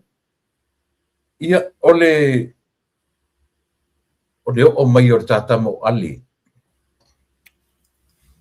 Ia wapio i le a fia i le turafono lea. Pantua ta peti vaso lentia. Ia. Lea na e whai mai tataloinga whaase e mana i ele swimming star. I can see the strategy e le fionga le li pale mia. O sui mātutua ia o le pale mene i te tono le whainga malo le fast. Le te māmatua ia ale whapia te apiato a. Lea watu, le wa, maua tala wa manuia le au le fionga le Almin Star. Well done. Congratulations, Ali. Ua o whaari ali mai le vai ua mea o tamaro. Ai le i whai ala na nafi. I le i vai atu na whai le vai le vai ua mea o tamaro. No winga i le i ready atu maro e sa vani lo na vai le. It will take time. Yeah. Ai ai le tā. O te whawhitai e se fo le mana i o lea feeling. It's early 5 o'clock in the morning, breakfast and prayers le sa whai ma whaatau tō e le fionga. Na o mea mata tia mana na ia e whai e le tātou ainga fast. Early dawn. Yes. E se le mana ia le tae au sangisangi. E iei le tā ua e le lepe ana utara noa tu le melea mawhanua. E le tā ua o le feelinga ale li parmia. Na tele o feelinga not so much o anga vaa. Ai fili i lunga o le trust o tangata na wha maoni no latu langolangoina o le vang whai. E moni le alofa o tangata ele not only tangata matutua au tangata na tu mau le vaa o tangata na o le temi na so wai ma vale po ngā vaa ma leisi fo i tu ai tu mau pea lo latu wha moemoeina ma na tu filfilia ai le au le manitoa e whai ma latu peitai le ala e pela e le o lilo va ai le fionga i le parmia to tele sui fo yo atu e ata mai ta fu ai le ma fai na va ai va pena e mau alunga lana va ai i le tangata e mau le va lona finangalo e lango i le ainga ma vai fa fai Yeah. na e tau ai la va ai lana feelinga ia fio vai la tele na le aso si le tude. Yeah, that's exactly ole trust. Yeah. The trust that he has mo i lātou. Ai mese lātou ia to luas fulu. Lena tutu whaatasi le teimi o popo ngā. They trusted in him and the trust goes back to them. It goes both ways. Tāua tele le so ina fo itine ia me fo le fa pe va ai fa tu au va ai fa ma le Talo fa la mana ia le sau noanga le fionga le li pale mia. Lena mo moli le tu malo sa fata. Yeah. Ile mawalunga lana fa'aloalo o le tamaitai o le tofi min star o le ale me o iai. Mea o sofa lava i lunga lava lao lea. Lunga lava o le portiki ele lea le nei o mafua. Ia au i lea tātou tatalo o le loma le whainga parota lai titi. Tātou tatalo mo le sifo i sui tamaitai. Ia, tau sa so o mai le whau i o sui tamaitai o le tumalo. o te le whamaualunga ina au te loa tue tū mai whasina. Yes. A whapio sta mai taina au mai. Te mana o te manino ala tue tū mai taina. Tue tū mai. Oi, tae au, I'm not friend tae au. O oila friend there. La fionga konsula. Oi, Ua, te ro ia e parota ina ele, sa whatalunga. Yeah. Ia, o le... Te whatalam ta upule tule e paina ia pamanino. Wal whafonga anga sa mo e maisel mtanga luenga leo. Wa umana au mayel polo inga te mai ta i whamasino. Ia pali i rosela ala la toa mo le ngari i lale i Australia. Na ia awa lava ne to e whaia se lapo kalame i lunga o mauta wi inga. Se ia mai ele case wa pena foi e ato foi Australia. Alea o leo wa wha se mai. Wa toi a matalia po kalame e wha o ngā mai la lea tali le te whatuai. E interview mai ala ia tula epa. I lunga la leo le fallinga mai. Pe fallinga mai e tofo le ngari i lea. I lea foi le. I tūlanga o whamsinonga. E mai le mwhai. Langa o mea o le fo atu i to ina tula epa. A whape mana o e alu i whafo le media. Whaonga mai le media lai Samoa. Whaonga mai le Observer. Whaonga mai le Talamua. Le Global News. Whaonga mai e expose mai e mea le mana o ai. Ai langa le mwhai langa e mawai i ai loa umai. Le la wasau i ana pa anga ia le au. Se i whanga ia. Le la wawhai e toi le nei male nā. Ioi. Ia, e me manino e le mwhainaru i Samoa, le mwhainsau i, le mwhainaru i Asabea, le mwhainaru te utaia. Le mwhai. So, ai tera no pere whai tū au malea. So, ole languna whanua noa le na i neimea. Ua tangata matua. Au lona winga na awhai sa ora utana. O tere i loana o te whauau le po kalame na. Ai te tau lan tatu ta pisa i melea. E te tau ona amit whamsinonga. Pea pia sa ora utana. Na o te langa lafo mai tangata i tau. A lela mai loa toila ata tula e pa male tamala le whapeo la tali o saia. Ia, e tu sana. Ole la platform level, the same platform. Exactly. Ia. Pana ia. Ta la noa tasia i mea ia le. I le meo whala au lea tua whaatile. Nana lea fwoi na awhie tu tonu ole la unga wha minsta. Ole whanoa no anga tula epa. Ole tangata le maua mai le office o le quarantine. O se tangata matua, o se tangata sinia, o ka se wha valea. Tuai o tala tu sao. O ia ilo ia ele alofa ilo na to o lua malana whanau. You know, very selfish is the ego. You know, lea la wa sola la le whala au whasaina. Solangi. La mele la so ya la to. Yeah. Well, I believe la ka loka se iwala awala to whamsinonga. Really? Yeah. Isa, o whanong to le, o lisi me siri matuia o le ngari. Whaia onga lisi le hais i whefo, i le korisia le loku, whaia onga lisi korisia le maro. Kapo. Le o mepo le hana matutua. Wa vai ai. Leo le mea na e loto ti ngā ele fionga le li pale mea. Mantua fo i le sa iai le investigation le na tu ulima ia fia me le li poki. Le ai mena whaia, le ai mase mena whaia. A se tūlanga fo i o se whaapea o se whautuanga po o ni tua lalo le tanga luenga le leo. Nothing whatsoever. Matua i tu tala loa la malfa. Wa sa sao whaafi le sao le whaafi tauli. Whaafetai le whainga malo le o tūlai mai nei.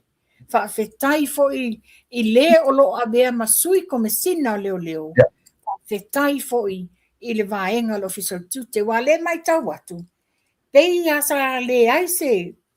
Tai ngā me fola le tupe mai, le tūlai mai nei lai tu la fono i o tupe ia, le blacklisting o Samoa.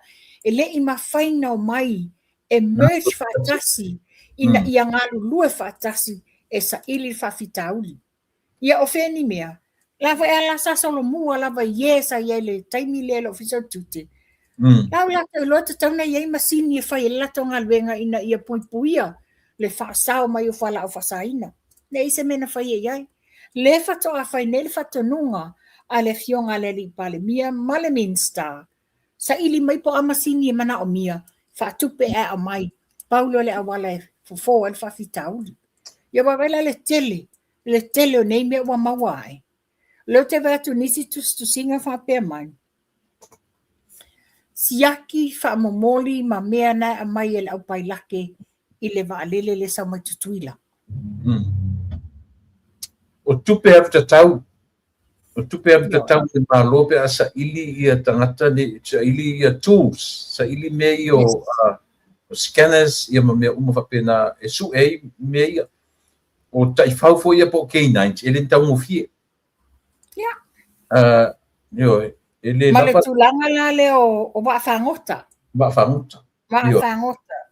na faali e le tagata ia maʻua i Samoa ia niata o mea faamomoli lē amai e vaafagota nei ae faapea mai la e silafia uma le ofisa tute mataulia o le sifaiga le sagaluega o faia i ai o le sifaiga o le communication e o mai a sau le vaale mai tutuila sau faapea mai ia vai drop i le fega gasami le ua drop ao pepea le mea na o atu lole o tatou vaaunuu ma fioaga o inana o atu le piki ia e le oo la i le K9 ma faata ia ai o atu ava a nuu ma fioaga o inana tulaʻi mai ai ia fioaga e tutu faatasi galu faatasi mea ia pe ai ni vaafagota o nuu ma fioaga e tatauna ma salomia ia ua lē faapea mai le saunoaga le CEO o le matagaluega o tute o se target o pei o sea foʻi o se faailoa na faailoa mai o lē ia le tagata lē sau le vaa mulimuli the last flight mai tutuila o inā lē na maua ai ia lē tagai tulou le faafogaaga Samoa i ofulaiti ia falaau ma kaukia foʻi gamea io e matau i lona uiga ma kua i saisai ia totonu fo akuila ana tauea o le agaga a taitonu mai atu le faʻei foʻi nao o le tulaga le tatevaʻi le fai atunuu iai fafoʻai mai se asia le tele le maua ai toʻatele tagata asia lea mai Australia le ave fai le body search o isi le ua oo ai le tulaga e latou te foloina ia falaau oka e le mea le a o ia fai ia lai atunuu ia lai tele tupe iai fomaʻi faapitoa ia ai fai atu le tatou e tutupu ai ni pefea ia lana aua e ave eli le putuu iai e tele ni faaogā e tagata i le pasi ele me le fatuipui o le faapepaʻila o le aisa na folo lolaʻi le fetoʻalua e totonu fai le feʻau ma e fafo ia na ave sele ma pepaʻila io faigana i nei atunuu e anyway ia o lea ua toe iai foʻi totonu o le lauga lava lea o lea ua logo o le fogafetalai ma le ofisa le aso o le a faatino ina ai le drug test ese le manai ia ua e tatau talitonu o iai nisi totonu o le palemene o lo latu faagaina ia fualaʻa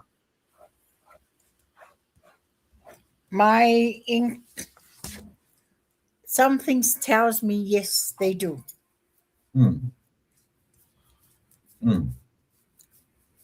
I have been informed, but we'll wait and see.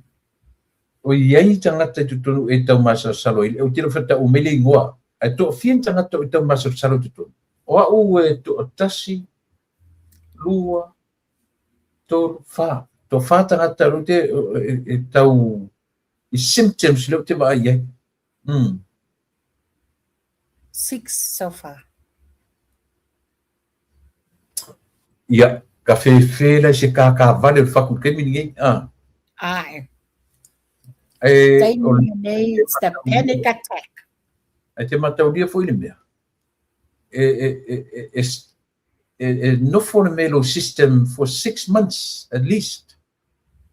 But tula e pataimile nei. Le no send out te oile message nele tai au.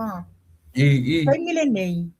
Nano eva ai falling o lato e roll symptoms. You just take one look at their facial that tells you. So Paul me ia va me fata un drug test le. Wa ala fa la tu motino la fa mele. Winga la le tu fai a le lo va fai. Manu le fa fai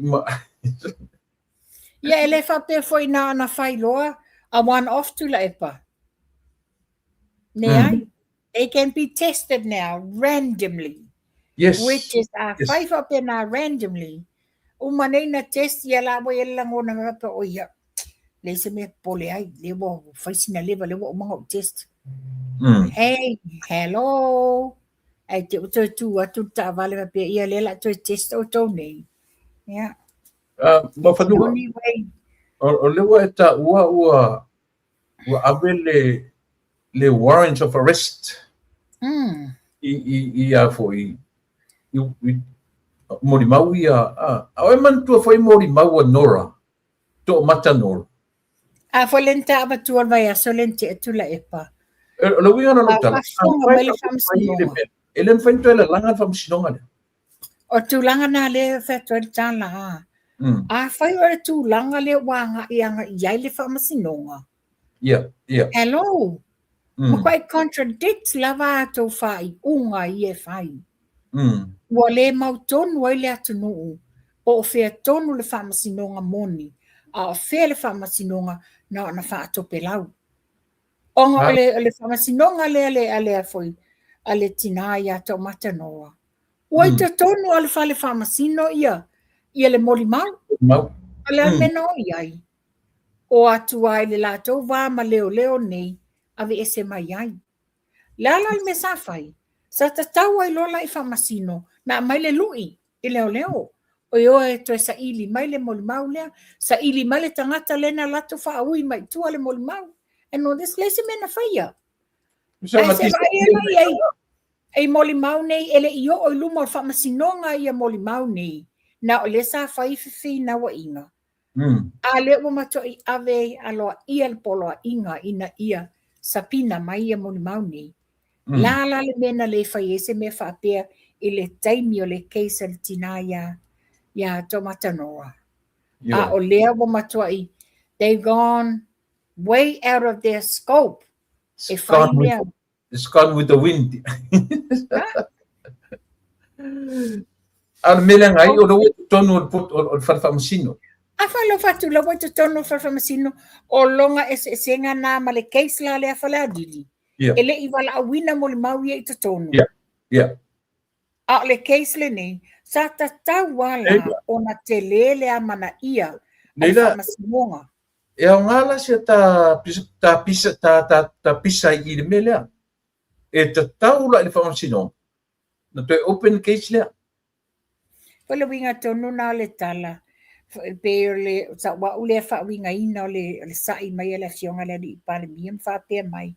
Te wha matu mai tu la fono nei, including ai la tu la fono whainga palota se I to ilo, ma tauna yese la to sawa o le whainga malo le nei, le wala to tawa veina whainga malo. Wa pe o tu langa na le wa tu la I mai nei whai ungo whamsinonga nei. Given that, this is one of the most case, le case le ese le tau o le case le nei. Lona o le ese nga. O moli mau ia whale a lili, ele I o le case nei te tono whamasinonga. A o le tūlanga le case a te o matanora, o leo I te tonu le moli mau, ai te watu lava le leo a mai itua. Lala le mena le tu malo se le whamasino, polo inga le leo, e sau e o e toi a mai le afoi, le moli mau lena mai ave ese mal whamasinonga. Onga e matoa I te lele onga wai te tonu al whale whamasino wai luma o leo. Te taulana malu puipuia ia tūlanga o afo I moli mau nei. A lewa o atua ia taimi o le ta tonu ma le mau tonu nei leo. Yeah. ele ni tamai mta pu ni mta ia ia le tonunga a fai o le o lua fe sasi fa pia ma country tek tai i fai unga a famsino e te tonunga taulan to e tala to open case le la wa issue le warrant of arrest le uli ana nei ia ale vele norama ele ia se me fa pena na issue nei se men fai apa le winga le la tala sa ta taulo le taimi wa bala au mo le mauia au disappear tau fielo in alfa masinonga ai polo ia leo toe sa ili mai le mo le mau lea sa ili le tangata na luatu a mai fafo mo le mau sa ili le leo na nga ave inga ia mo le mau fai se fuafuanga nga iai anyway ia ta mai le price increase me ai ona wati nga talinga le pese mai ai o limoni o tangata o pusamo ioe ale tau tai la tau pusamo le o le amai ai tutuila mamono mai ai fala o fasaina ia ole tau mafana si tia ia matau nei New Zealand anafi si tia nei 4.4% ile sfululua masina ya Novemba lua olo lima o lewa ina ua mai si tia ole 4.7% ile se fululua masina ya o ke topa tau sanga nei e tu sai mo fai numero fa la wilo al matam tanga wenga lena official mai ana nafi ol mawalungo le tawa vaengo me ai i lungo le 4.6% na sili ona sa fanga le si tio tau mafa tau sanga taitasi na so ai ma ano manfasi moa maia 7.7% i tau sanga taitasi ioe mantua foi la tula epa le sa ia limoni me ia vai ole ia fa ngota ngai sa mo la fa fe sa mo mane New Zealand wa vai le taule lo fa tua these came officially il matom tanga wenga nafi recently ananafi yesterday the 15th ole susu e fata live tasi ile lua lita e se fulu 5.8% i tau sanga taitasi. E lela le fatuai. E tau te tua ia ma whaaleanga al whainga malo le si tianga o tau taso i fuanga. Le ai, le wa oto atunga le official stats a mātou i nei New Zealand. E mai matutanga luenga. Saule a ano man fasi de porterhouse sirloin beef steak, fast fulu 5.39 i le kilo, i lunga o le 2.7% i tausanga taitas.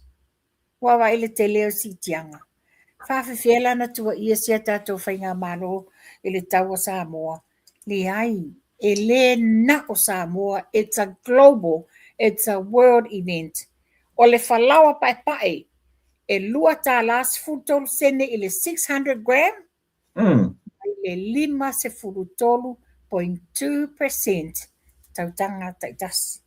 Wawaila te le tula epa. Pipa utala yesol. Ya, tinga talinga une toe pisa mai se si from tautao Samoa. It's nothing. Ya, fa umamai au po kalaminga, fa umai au taupu. Na e lima ni va el tisena na launch i manono ese mana io le neia tinai. Ese le mana io neia tinai. Mana ia ua mawhaina whaafai fia tātou tangata manono o na whemalangai i ngā luenga mai se fōi e whalaulawe me tutupuri. O le mana io nei whaatai ma le whalauloa al sui pale mia ni tanga luenga. Wa o ia le whiangai ni tanga luenga o whila wa inga matina ese I va e le tise po alias ne sa saunia le ploketi o le Climate Action Pathways for Island Transport. E tasi le atu nuu ua telefo ilo lato sao arolofatu ya Samoa, Japani. Ia mantua langa wa leva nei Samoa le chaika. Yes, yeah. Leva nei Samoa chaika. Ole o le tāua 5 vai, ana manono sore le afia i tole ia apo 5 o le tāua me nei o le maintenance, o i lātou o la whaangai. Ia tausi whaalelei. Uma e foi uma tausanga ta whaalongu fo o le au ngā, ma lea, o le afto whaalongu ale se me tau se I alia. To whaalongu ale wa ui ele me tau o le electric alias. Alias, ia oi. Dele lope o atela o alia le te masani e whaile le afi foi le. Le afi? La a whapera o le wa e tise whawhiana na tu ngā. Ia oi na ia la FCD mai whapena. Ai Paula melo te loinga, lo te titi lo atu. E te le atu la ia vai. I lo la mantua la o alia ia whaonga, mo wa whaongota. Mo alia whaongota a tangata teito tasi. Ma nei e te toi maua runga. Ioi. Mai kawa le lei uma au tafa wala le soma. Ma nei le ati na e mo le I tu malo le ainga tai. Ioi. Ia, o lo o aru le leia le whainga malo, ai le asa malimeo le Ioi. Se le o asa tau whaleanga. Le asa e titilo iai. Ese, o le mele mo mai tawina tu la epa Ia. E foi la te pese pea I le fionga le li pale mio tangata langa mele lei. Langa tangata ngā luel mafau sa ili. Su ene I o le ale me tauna whai o le ale. Le la titilo ti ai. O le whainga pa angale nei ma le afoi. Ma le ampasa o Iapani, ma le sui no fo maula a le UNDP Samoa, Aliona Nicolita. O ia leo le sui o le United Nations Development Project I Samoa, lako diplomat corps lo iai, lela a vele whaftai le fionga le sui pale miel malo Iapani. Whaftai a fo ia le atina e leo o malo o whatasi.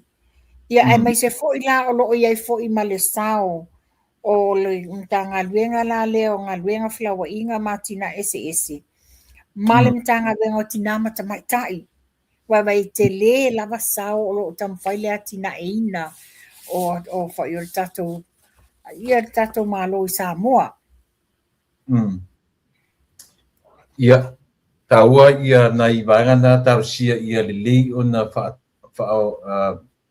leila la to maintaininga ma o te sani vaenga ia se wha o le wha pia mai o le peo le autu tonu lea o waa ne na tui natu I lalo poloketi le cap it ia maa tuli manu lea o le tauma whainga o Samoa e whausia le wha leia o le tau te malanga inga ia ngafa tau limaina o le whaofiina o le ngo e tise ia whailonga ina I le la asanga tāua a ngai le whaititia o le whaosoina o le carbon. Ma pui ai ia o tātou sio manga le ngātai whale ma whaalawi loa ia fofo mama ai le ea. Ia wai e tele a ia tūlanga o nā laina na whanau mai le neipo le poloketi o na ia whaale leia ai. Alo, whaftai? Ia, o peno whatu o matua o tau. Ok, ona sai mai, tula epa. O loo iai lea foi le whangali automated weather station. Lea na whai, tusa o I whapea mai le tusinga.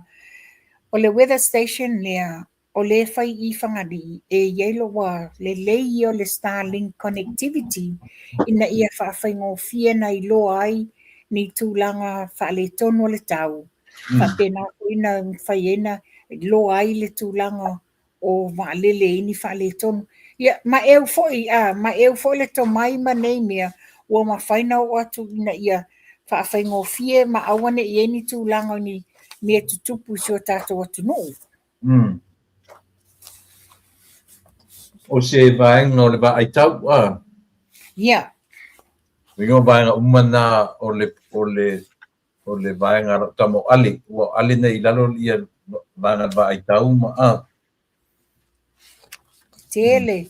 e ma eu whaftai le whainga malo, whaftai fo i ia mai se foi whaurulunga mtanga luenga o lo whapeona lato ngā lulu e whatasi ma o tātou Minster langolango a wale tamu whaina i ati na e si o tātou atunu o le manuia lau tele lea mo whanau lalwa o Samoa o le manuia lau tele lea ia e pe o tūlanga whaanga nge pe e whaaleango iai ia e ngalo ai ia e alu waso sa waso i eini whaale tonu pe eini natural disaster a lo o mautu ma whapea ona iai ia vaenga whaina ngapa iai il tātou atunu mo se sosoani mo tātou tangata. Ia, wa o mātula nā vaenga tula epa, pe o iesi si mene te wangalo, o nei no sa tau whai whapeo te vave mai le whale. Sau le po iei nisi update o nisi mea ia alanga te le ima wainga la po la alme wo iai le tūlanga le palimene le so e tai e fo le fufuanga mo le tūmalonga ngai whamaunga tolu po o iei le se umata po kalame i na tau sa ili atu la ia. Ia, o tae au lea ua tarusanga i le li ilo umana abel individual invitations. Okay. Patu wha tarusanga i le pono ane no ransalonga munmu. E wala au lia umai le malo ma so se tangata i le tae au la whai leo o ane tu malo na whionga le li pari mia. O sa wale o la na whai nei o tae au na watu iai. Tae au ro watu iai. Ia o tu lo wala uria ma Samoa o ia paul le ofi lo wala uria ma Samoa ina ia o le taua ele o ngata ile me le written invitation al formal invitation ale fola ua wala uria mutu le ua wala uria mai ai lana toe o taua ia nai mea ia o te liloa o te liloa Pole asa fuela tu e petite ia le whaalwalo le ali tu malo ne ngale li pali ni tai au but to tell you so be it. Yes. Ava noa le na tonga ma le na se leni mo se si tanga polo fia mo le so no titi lotu nei tapenanga on my way here wa oka ni tapenanga o fefa ia mo sam ai longa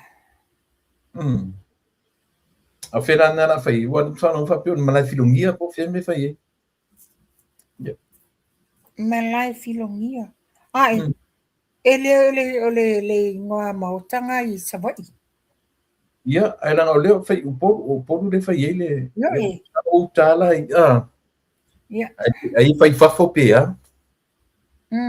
o tasi me mai tele foi lunga le a foi tele foi lunga le a foi mo te Samoa ne te o fai nga ia malo fa te mana tu ta mai le si u ta por kalame ona le o mai ta pu na tu foi se vanga o isi ta pu ina ia ma meta ta mu ta masa o aferta po kalame mulmuli wa la stona inei a solulu va solele